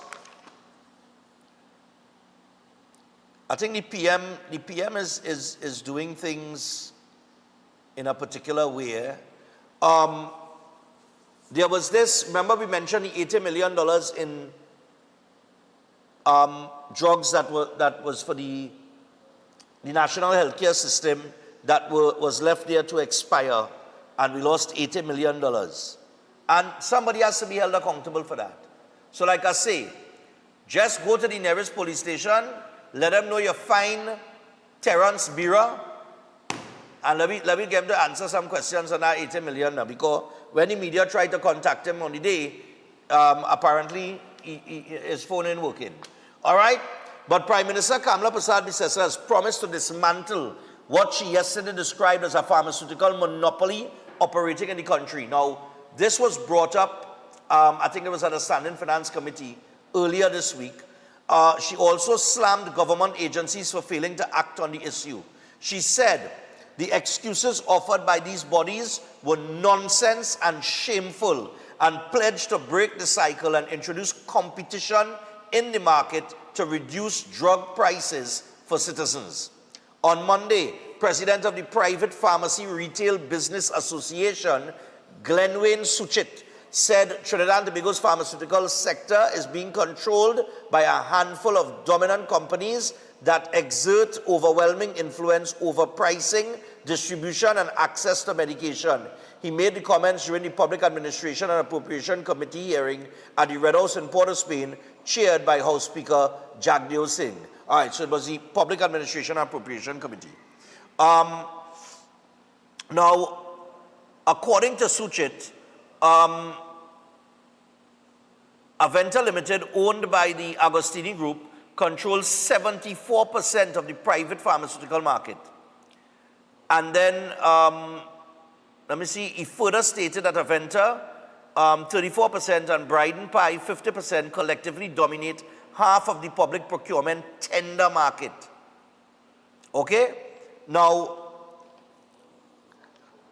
I must say that that is quite a monopoly. And you see, what the Prime Minister is saying is that you must create a competitive market in order for things to be affordable. So if you find that your pharmaceuticals have gotten more expensive, it's because of that monopoly that exists. And she is saying that she is going to dismantle that so that you could make pharmaceuticals more affordable for those who need it. I don't think anybody would argue with that. I think that is a cause that needs to be fought for persons who cannot afford, because we have a lot of people who cannot afford medication in this country. All right? So that was one of the headlines. And then we have my boy Pitt Boy. Paul Pittner. Morning, Pitt. Oh God, he looking like he on the Zoom there. I feel like I'm doing a Zoom interview with him, you know. So here the Bacchanal now. I'm going to talk to Pitt and see if we can get him on Monday. I'm not jumping him for tomorrow because tomorrow is Friday. Although, you know, I like to wind down on our Friday. and we have Fireball, and we have NCW coming in tomorrow. The Trinidad and Tobago Police Service Social and Welfare Association says it expects a wage increase following following the signing of an agreement between the PSA and the CPO for a 10% increase. Now, so said the association's president, ASP Ishmael Pitt, while discussing the issue on another morning show. He went to, another morning show before he come to the #1 morning show. But say what? Pitt, you get some licks there. And he know he's #1, But anyway. Now, Pitt also criticized. Wait, where it gone? Where the article gone? You know the article just disappeared on there? That's all. Let me refresh. Refresh, fresh, exciting. It's so exciting to me. But we're going on with this now. I know reading the article, the whole thing disappeared. But what's this, the cybercrime unit on here, what? But who's that one, boy? Look, the thing still... Let me see if I have it on my phone, I'll read it from my phone. Just so you know. Just so, boy. Look, I now tap on it on my phone here. Right, nice. So here we go. Now, Pitt also criticized the minister in the Ministry of Public Utilities and former Secretary General of the Communication Workers Union, Clyde Elder, who voiced his opposition to the reopening of negotiations for other unions last week. Pitt expressed disappointment in the minister's statement about reopening negotiations because Elder was previously a trade unionist who represented workers' rights. And he said, quote, this is what Pitt said. Pitt come out firing at all cylinders, boy. He said, quote, we see it as a betrayal of your roots to come now and to suggest when there is precedent that you have benefited from, where between the 2008 and 2010 negotiation, when the PSA would have signed off on 5%, and the police were eventually able to succeed with 9%. According to Pitt, the precedent that was set then was that everyone got the remaining balance. So Pitt is saying, back in 2008-2010, they set the precedent where PSA get 5, police get 9. And because the police get 9, everybody else get the extra 4. So everybody got 9. So he is saying that that is the precedent that was set back then, and you cannot come and change that now. Now, we also went on to say something that is very important as it relates to the police. He also addressed Elder's comments about the support received by the UNC from the PSA during its campaign for the 2025 general election. And he said, quote, firstly, as police officers, we cannot be on any political platform or show any political affiliation. We are committed to serving any ruling government, and that is within our laws. It should not be that any union is being forced into a position where we have to show our political affiliation or allegiance in order to benefit from what is rightfully ours. Under the previous People's National Movement-led government, the association was among several unions who agreed to the 4% increase for its members. And, but what he is saying is that, and he's correct on that, that I will give him, that the police cannot be political. They cannot go on a political platform like the PSA. The PSA took a chance. They took a gamble. They decided to back the opposition at the time into government to get their 10%, right? However, what he is saying, as police officers, we can't do that. We can't go on a platform and say we support the opposition or we support the government, right? So we're not in a position to lend that support. We have to stay neutral. But by staying neutral, because we're not able to give that support publicly, why we can't get our 10%? Interesting discussion. All right, and finally, give me the promoters now. Give me the promoters, man. So the Promoters Association is appealing to Prime Minister Kamla Prasad Bisesa to reconsider government's recent decision to ban fets at the Brian Lara Cricket Academy, Hazy Crawford Stadium and Jean Pierre Complex, warning that the move threatens the 2026 carnival season. In a letter, TTPA President Robert Thompson urged government to allow the planned events to proceed with noise mitigation measures in place. He also requested dialogue with all stakeholders to explore long-term solutions to noise pollution. And the promoters requested an urgent meeting with the Prime Minister and Minister of Culture and Arts to address these concerns directly. Now, all you know my position on that. This is the one thing that I cannot agree with the government 100%. Right? Or one of the few things that I can't agree with them 100% on so far. You have a group of promoters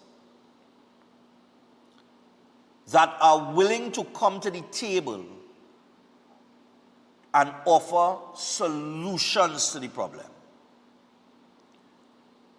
The Prime Minister has never come across to me as a lady that would reject or would not give you a hearing. Okay? Because we cannot say that we are a democracy and not be willing to meet with stakeholders regardless of whatever or whoever is affiliated or what or whatever.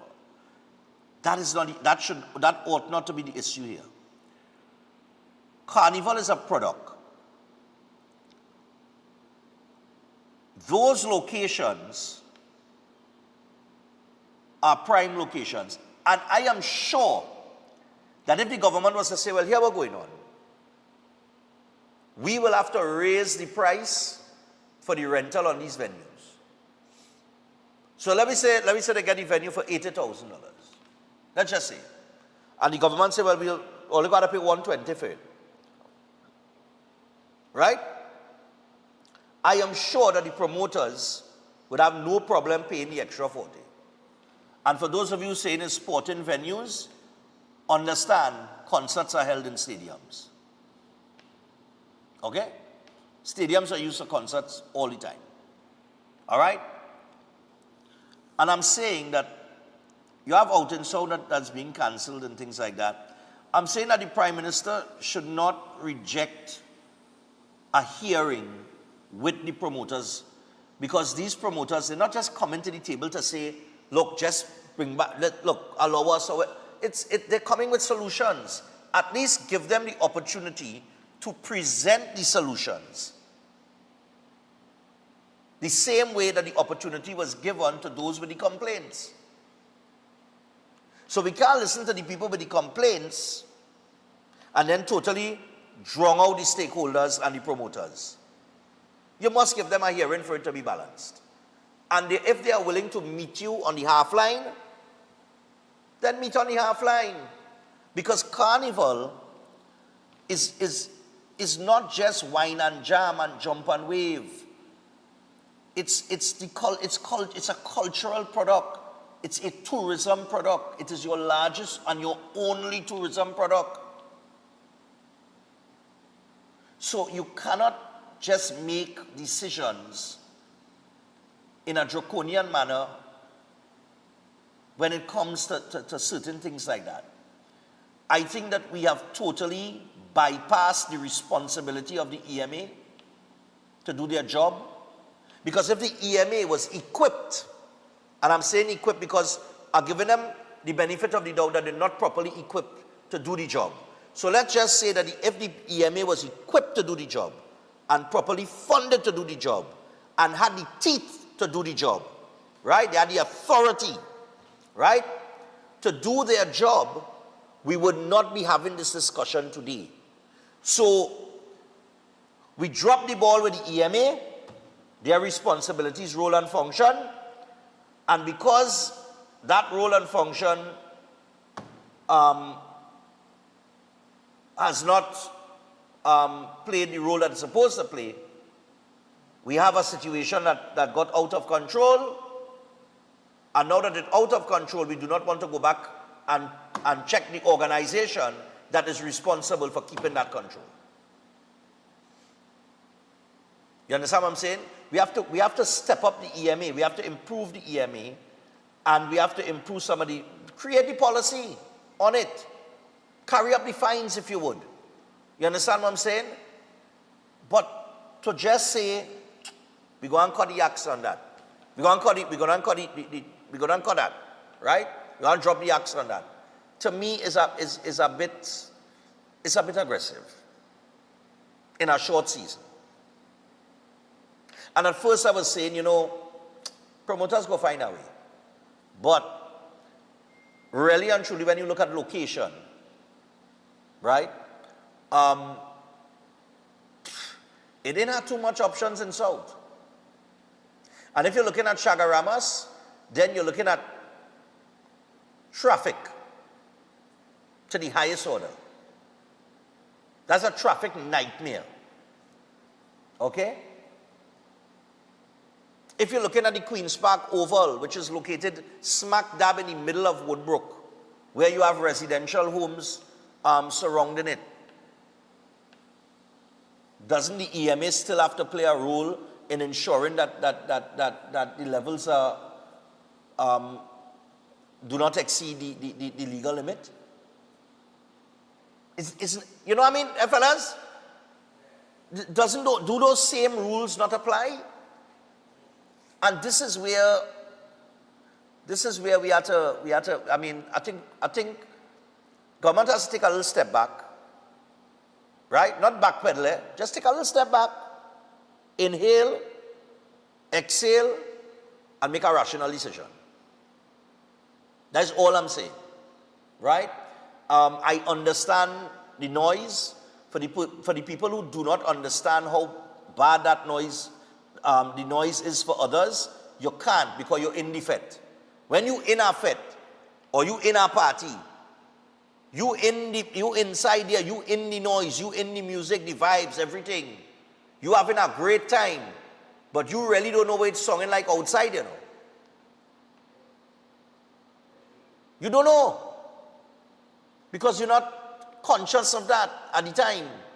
But the people who living in the area, they know what they're going through. That's why they have so many complaints. But I'm saying, any other time of the year, no problem. Carnival is going to be a problem. And let me tell you something, And I want to tell, we live in the world of influencers, right? Fellas, we live in the age of influencers. Everybody's an influencer.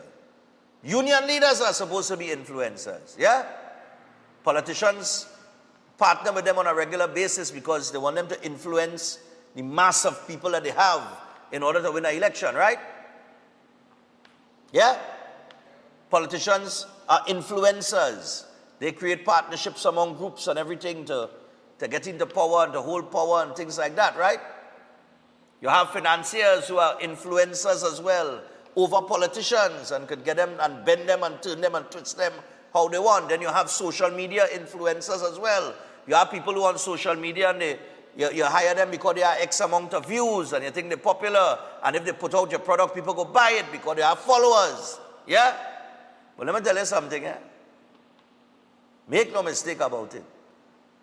A promoter is the greatest influencer of them all. You know that, right, fellas? You know why the promoter is the greatest influencer of them all? And a promoter has an ability to get people to take their hard-earned money out their pockets and buy a ticket for the event. Right? Which is very different from a union leader. Because a union leader is trying to fight for workers to get money in their pocket. Promoter had the ability to get people to take money out their pocket. And unlike me, right, who don't raise my price and I don't charge exorbitant prices, I just try to charge a little money, my $400, premium drinks. I'll make it work. I'll get a little sponsorship and offset things so that we could help our charity and that kind of thing. We have promoters who raise their price every year. People complain that the price gone up, but it's still in effect. You understand what I'm saying? So I'm just saying, this is one that you want to be very careful with. You want to be careful in how you're making decisions before you make an irrational decision. You know, you might need to step back and have the discussion, at least have the discussion. All right?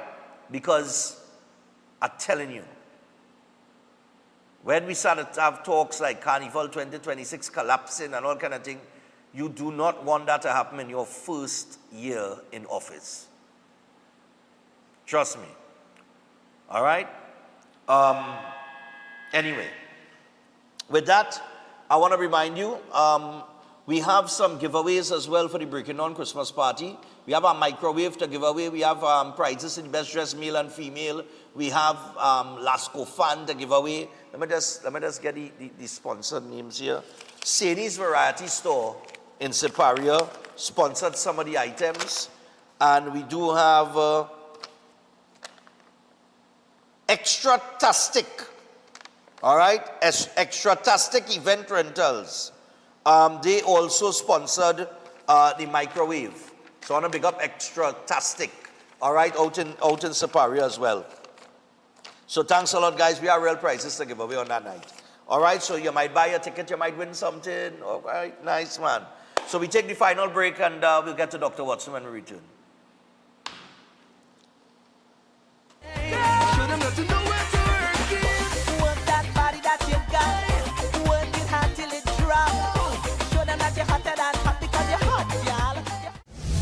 All fans of Breaking Dawn, your time is here. The Breaking Dawn Christmas Party Premium Drinks Inclusive is on Saturday, the 13th of December at the Garden Sanctuary Center of Excellence, featuring Lil Bit,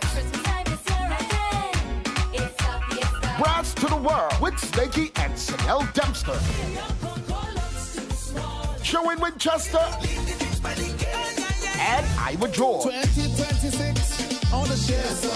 Music by Selector Rome and Heavy Duty. Tickets $400. Get them at Sports and Games Nationwide, Ranch Bar, St. Augustine, or online at TrinBagoEvents.com. For more info, call 345-3380. Sponsored by Hanky Bannister, Speedburn Single Malt Scott, Vanguard Vodka, and Synergy TV. A 3-car raffle organized on behalf of Queens Royal College. You have a chance of winning a luxurious royal ride, Ford Ranger. Draw date Saturday, December 20th at the school. Tickets only $100. All proceeds for the further uplifting of the school. Tickets available at islandetickets.com. Lewis Appliances, corner Tragrid Road and Edward Street. Caribbean Jewelers, Trent City Mall. Mandarin Mini Mart St. Anne's. A. Moses and Sons, 181 Tragrid Road. Kwese Supermarket, Calcutta Road number 2. Strive Restaurant and Bar, Mukarapa Road. New Car and Auto Shop, West Mall. First Priority Music, Gulf City Mall. SNSR Food Center, Princesstown. Kwese Best Price, St. Mary's Junction. Romaines Hardware, Maraval. Cascade Minimart. Kelly Supermarket, Diggle Mountain Main Road. The Unit Trust Agency in West Mall. For more info, call the college at 622-1671 or the hotline at 491-1802. Queens Royal College Christmas 3-car raffle. Attention builders, farmers, and homeowners. Murphy's Hardware, Agro and Pet Supplies, located at Racecourse Road, Arima, O'Mara Road South, has everything you're looking for at the most competitive prices. The hardware division has everything by way of construction, from foundation to roofing supplies, plumbing, and electrical. A wide selection of hand and power tools, and so much more. The Agro and Pet Supplies division carries from feed to fertilizers, agro tools, pet foods, and supplies, along with a range of gadgets for the home and garden. They are authorized dealers for STIHL and are open every day. Murphy's Murphy's Hardware, Agro and Pet Supplies has got what you need to get the job done without breaking your budget. Give them a call at 793-2497, 471-0249, or 743-5572, or visit them at Racecourse Road, Arima, O'Mara Road South. Follow us on Instagram and Facebook. Concerned about the safety and security of your property? Then look no further. At Electromatic Gate Systems, they specialize in fabrication of gates, fencing, and much more. They also provide remote control access for sliding and swing gates and garage doors for residential, commercial, and industrial use. Have a design in mind? They can fabricate and motorize it into reality. Why choose them? They supply Italian-made motors backed by 10 years warranty, and you can ask about their lifetime warranty packages. Electromatic Gate Systems remains the sole authorized distributor for ProfoundNet throughout the Caribbean. Don't compromise your security. Contact them today at 333-GATE, that is 333-4283. Find them on Google, Facebook, Instagram, and TikTok, or visit their website at www.electromaticgates.com. Their team is standing by to assist. Greetings to you all in the wonderful name of our Lord and Savior, the sweet Rose of Sharon and the Prince of Peace, Christ Jesus. I am Ezekiel Johnson Fort, and I am pleasured to inform you of the newest branch of the Christian Union Church, Trinidad and Grenada District, San Juan Revival Ministries. If you are desiring prayer, healing, or that closer connection to the Heavenly Father, then the place to be is at San Juan Revival Ministries. And allow me to ask you one question. Are you living a life without Jesus Christ? Do you desire freedom from spiritual bondage? Then the only solution to your problem is Him.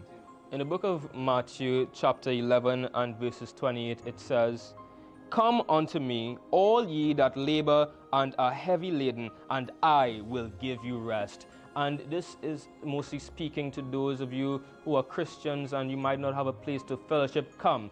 Fellowship with us at the Christian Union Church, San Juan Revival Ministries. Come, be edified and equipped by the Word of God preached by the man of God, Senior Reverend Bishop Dave Donation. You will be empowered by the move of the Holy Spirit of the living God. Come and be comforted. If you desire to be an environment that shows compassion and care for your spiritual needs, growth, and development, then fellowship with us at number 1 Bagatelle Corner, Saddle Road, every Sunday morning at 10 a.m. to 12 noon. I look forward to seeing you there, and God bless you all, and may the peace of our Lord and Savior, Jesus Christ, be with you now and always. God bless you all.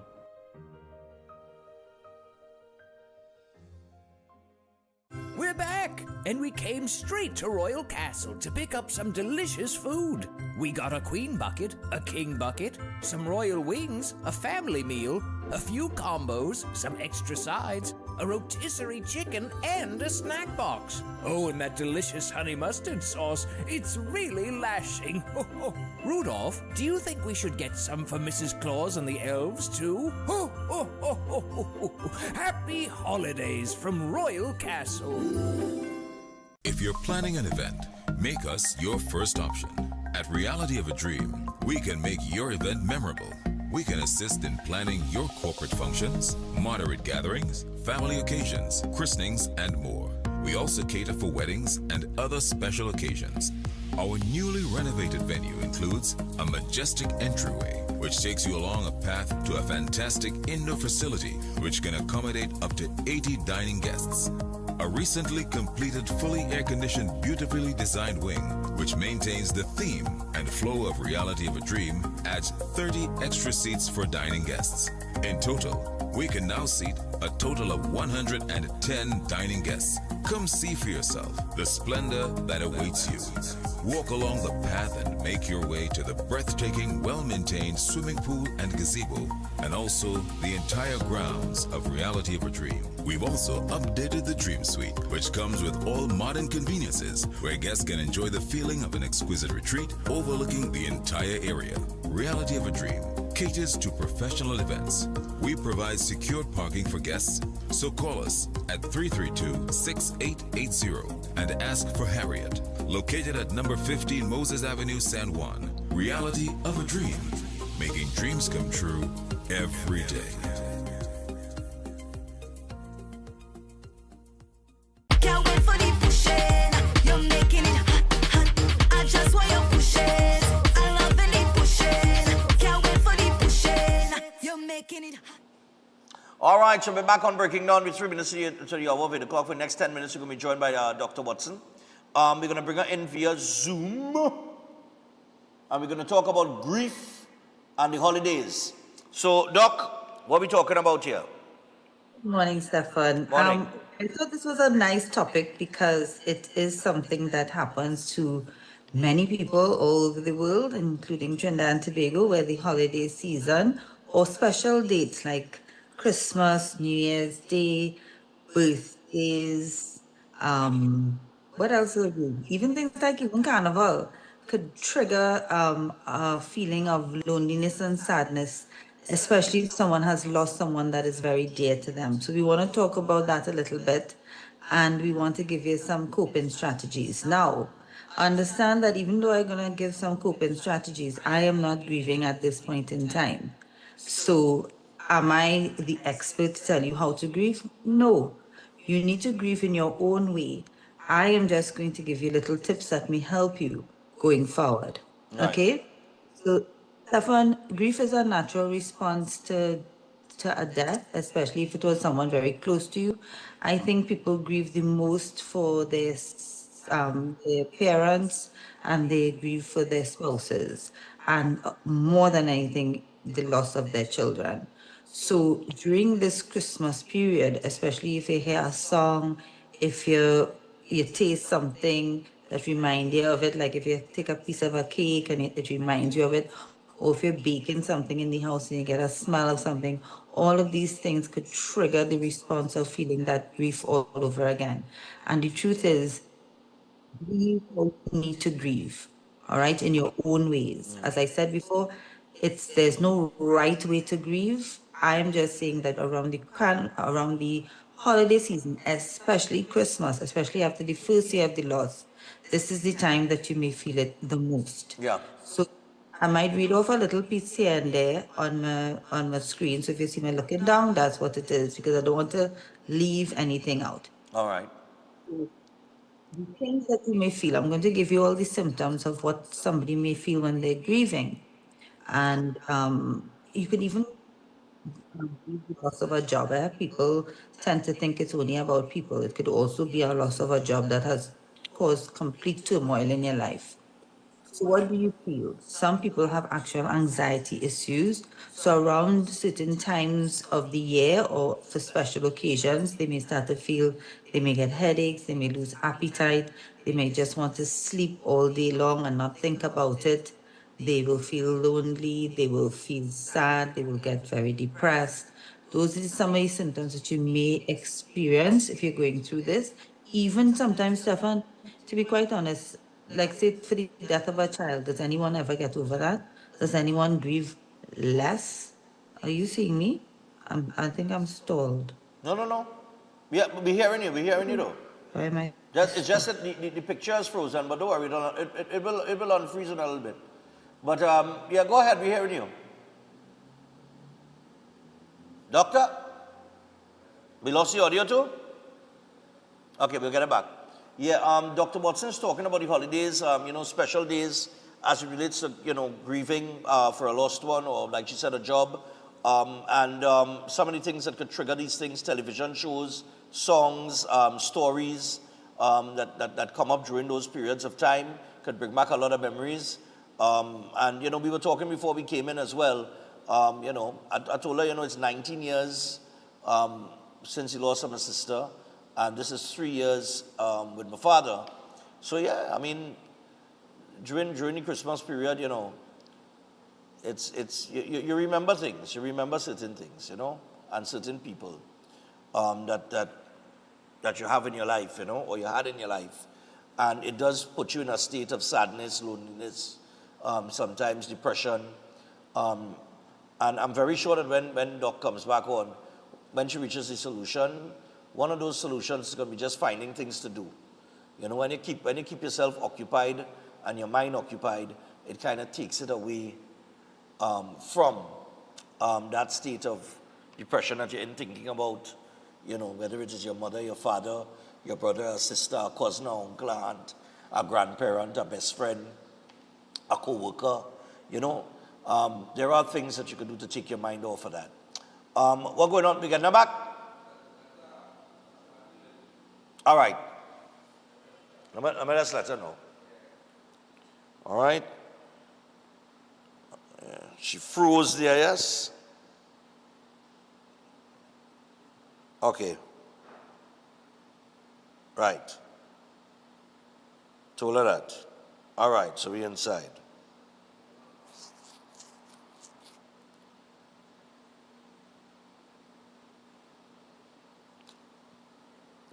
All right, so we'll get her back on. And when she returns, we'll continue the discussion. It's a pretty interesting discussion because, look, up to last night, I lost one of my biggest fans last night, and I know that family will be grieving during the holiday period as well. We got Dr. Watson back on. Doc, go ahead. All right, so sorry about that. Listen, this Wi-Fi, anyway, I don't want to bad talk was get my Wi-Fi from. Lord For the last 2 weeks, they only gave me 2.4G instead of 5G. But anyway, let me go forward. All right. So I would say from now I want to talk about what a lot of people will feel. Sometimes they will feel like they just want this thing to be over and done with. While everybody buying Christmas decoration and putting up this and baking and shopping all over the place, they, however, want to crawl in their bed, hide, and wait for this holiday season to be over. So people will need to be a little mindful about this, especially if you know this person has lost someone. So let me give you these steps of what you could do. As a person that is grieving, you should be planning things ahead.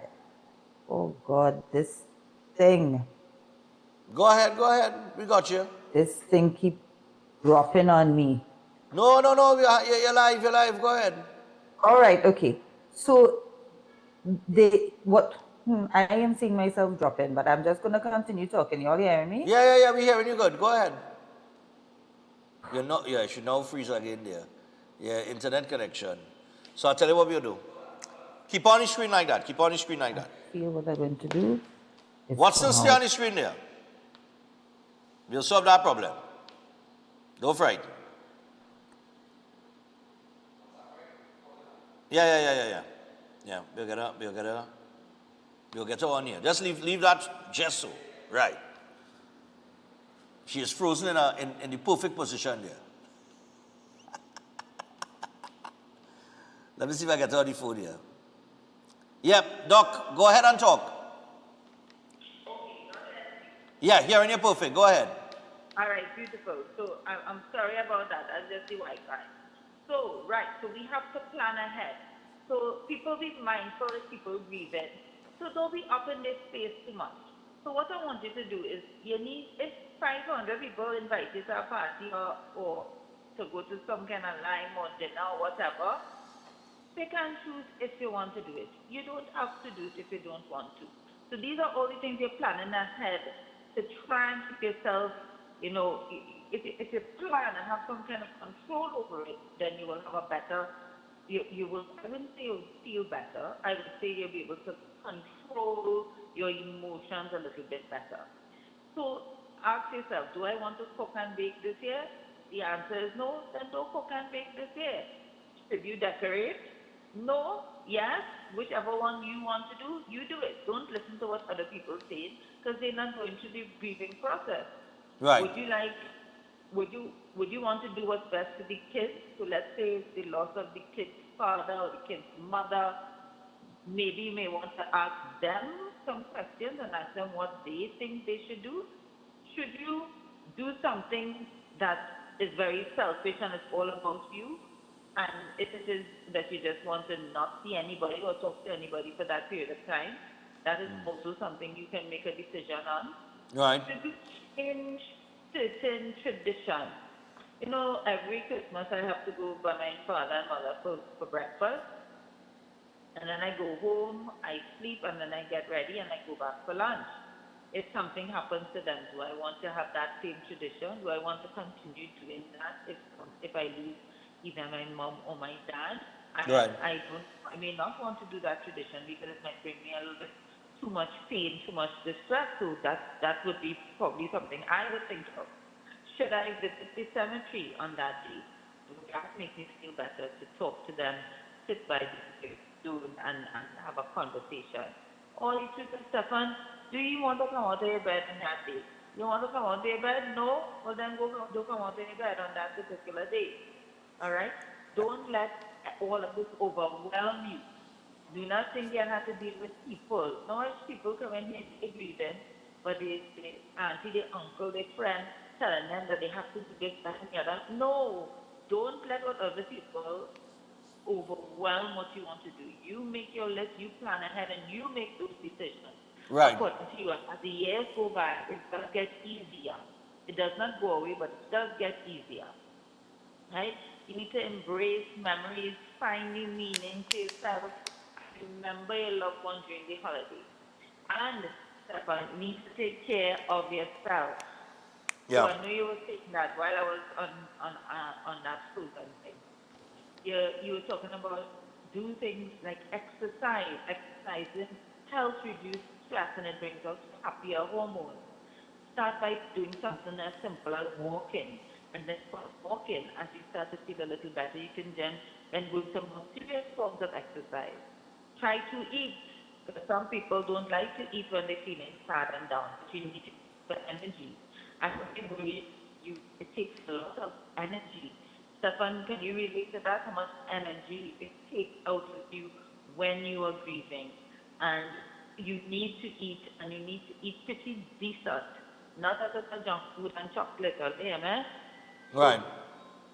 The drinking and the taking of drugs and overdoing the sleeping aid and all of that, initially, these things you may do because it numbs the pain, but it numbs it temporarily.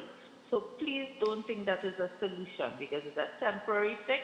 By the time the drugs and the alcohol come out of your system, you're back to square one, and you still have to go through this grieving process.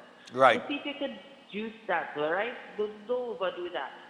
Get some good sleep. Now, the sleep part, if you're having real problems with sleep, we will give you medication that will help you relax and sleep, and we give it for a short period of time.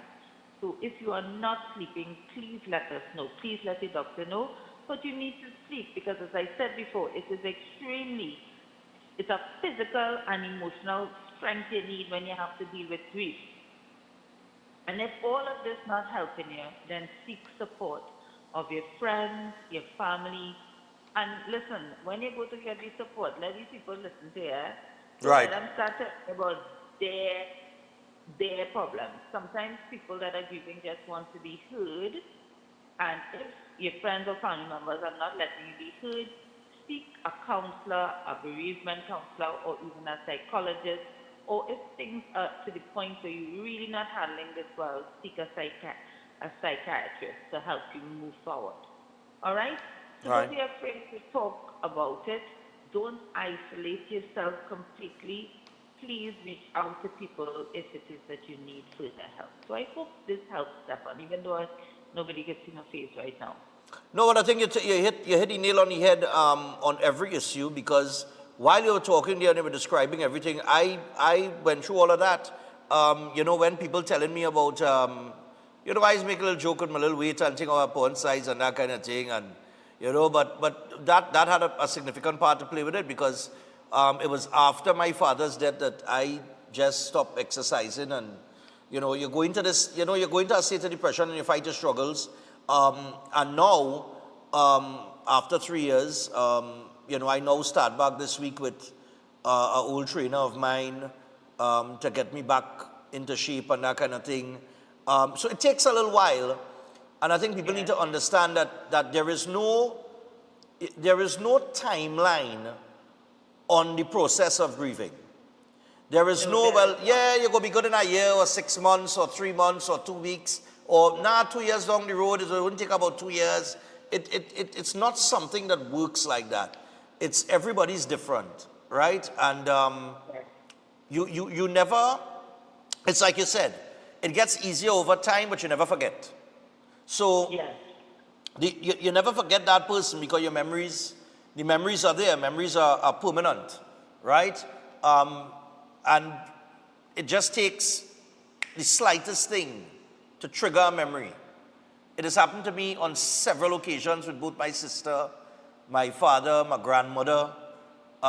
you know, my grandfather.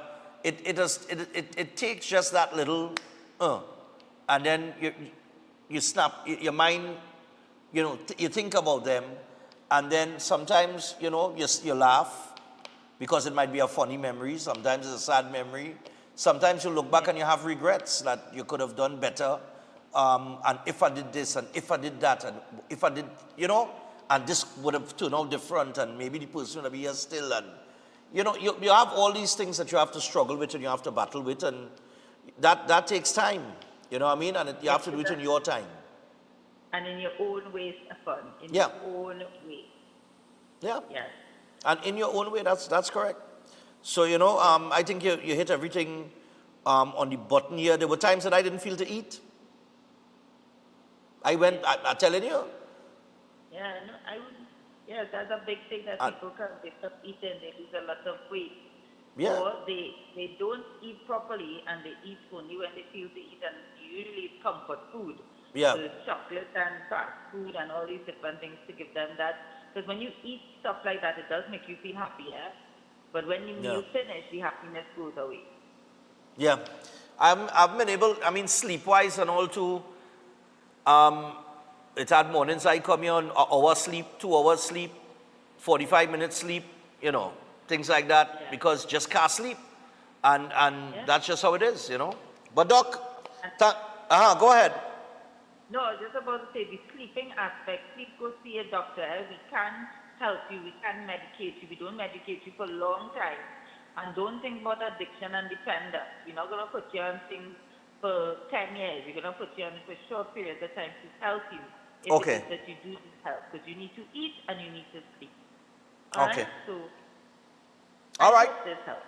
Well, thanks a lot, and we'll chat again soon. All right. Take care, Stefan. All right, you too. Yeah. All right, so people, we got to wrap things up for this morning with the birthdays. And let me get to those birthdays. Let me see how much here. And we have a debt announcement as well. We have a debt announcement, boy, fellas, boy. That one catch me, and I talked to Chucky yesterday, you know, and Chucky tell me, boy, like she might go, like, you know, it might happen just now, no? And it happened, yes. Let's see. You all have Sylvia's pictures? You want some WhatsApp to Chris? Let's start with that now. Sylvia, Miss Sylvia at Waru. Yeah. Well, I need them. Start in there. Let me start there now. And then we got 6 birthdays.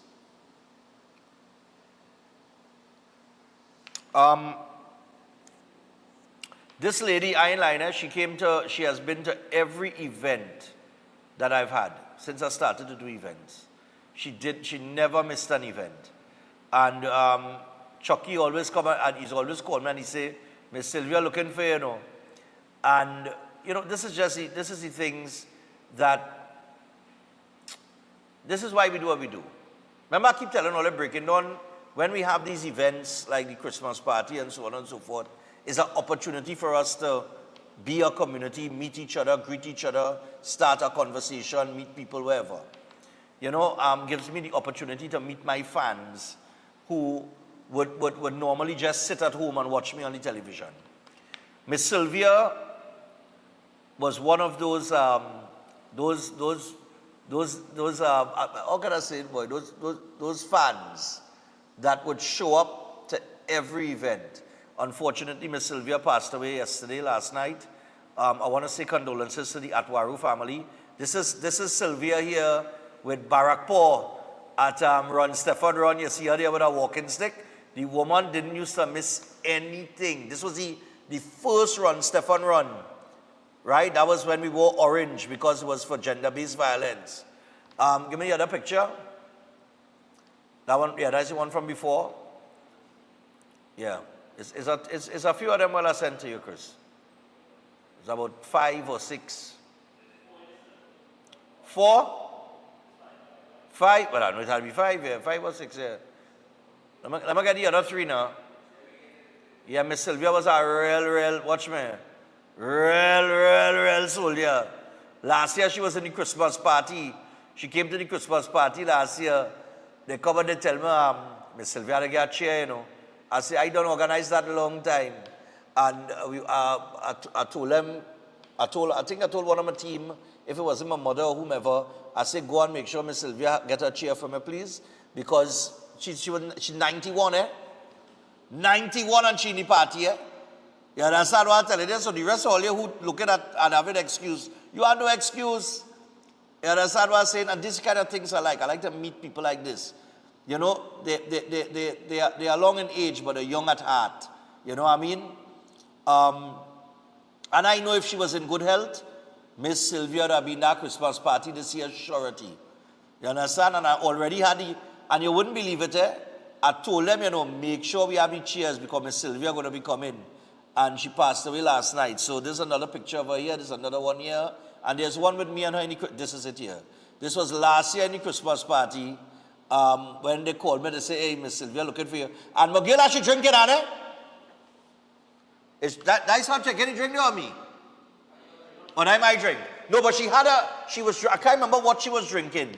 But she had a drink. I can't remember what she was drinking though. But she was in the Christmas party. We found a nice little corner for her where she could take in the entertainment and everything. And let me tell you something, she enjoyed herself anywhere that she went. You know, she was in everything. If I'm lucky enough to get to that age, I don't think I will be. But if I'm lucky enough to get to that age, I want to be like that. You understand? I don't care. I want to be like that. All right? So I want to send out condolences, heartfelt condolences to the family, the Atwaru family, on the loss of Miss Sylvia Atwaru. I know she have some daughters and stuff was in the party last year, and they were taking care of her, you know, in the last rounds here when she took in. You know, she will be missed dearly. I tell you that. She will be missed dearly. You know, I will miss her. I go be looking for her next week Saturday, I'm telling you. Next week Saturday, I go be looking for Miss Sylvia by that chair. Sit down on her chair. You know what I mean? Taking in the vibes. But, yeah, man. So I went Chucky hit me that yesterday. Just yesterday, Chucky called me. He says, Stefan, it still have tickets in Long Circular Mall? I say, yeah, it should. He said, all right, I'm going to get 8 tickets. Right? So, he tell me, he say, I'm trying to make 20, but right now I have 8. Right? He said, I know next week come in, people last minute, wherever. I said, so, and Miss Sylvia came up, and then he tell me, he said, boy, she's sick, you know, and thing. He said, boy, I don't know, like she might pass away any day, you know. And he telling me that yesterday. And I said, nah, man, she gonna be good. And he tell me that yesterday, I ain't lying. And that was yesterday morning. And then, or yesterday around lunchtime. And then, boom, now, last night I home, and Chucky messaged me to tell me Miss Sylvia passed away. I'm telling you, boy. You know, but she will be remembered and she will be missed. You know? All right, so we got some birthdays here. Sending happy 2nd birthday to Charlotte Changur, a beautiful, adorable, and precious granddaughter. This is coming from your grandparents, Narain and Geeta Changur, your dad and mom, Sean and Laura, not forgetting uncles and aunties, Lisa, Ryan, and Jamal, and not forgetting your late aunt, Dr. Princess Changur. And your family says they love you so much. 2nd birthday, Charlotte. Also wishing our daughter Malini Tilak Singh a happy belated 10th birthday, which was celebrated on the 2nd of December. We wish God's blessing and prayer that you continue to have and enjoy many, many more birthdays. We all love you, coming from your parents, Roland and Kavita, and siblings Avisha and Chanvir. All right? And there she is with Mickey Mouse, man. Mickey. Yeah, man. Also, we would like to send out birthday greetings to a beautiful wife, Carol, on her born day today. Wishing her a fantastic day and many more fabulous years ahead. May the good Lord continue to bless and keep her happy. Keep on smiling. Love you. Hanif and kids, Calvin, Christopher, and Chantel. Nice one. 3 more. Happy 2nd birthday going out to Rebecca and Reed. Rebecca and Reed celebrate their birthday today, right? Second birthday, there they are. Nice, man. A twin? Yes, I.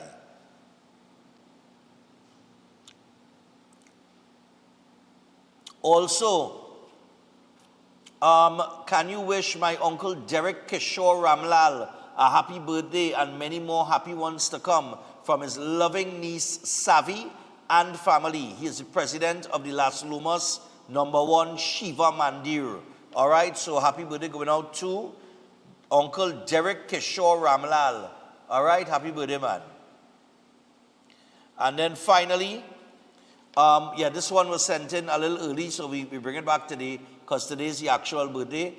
Wishing Che Govaya God's continued blessings and a very happy birthday on the 4th of December from his dad, Ian Govaya, and the entire family. So happy birthday to you, man.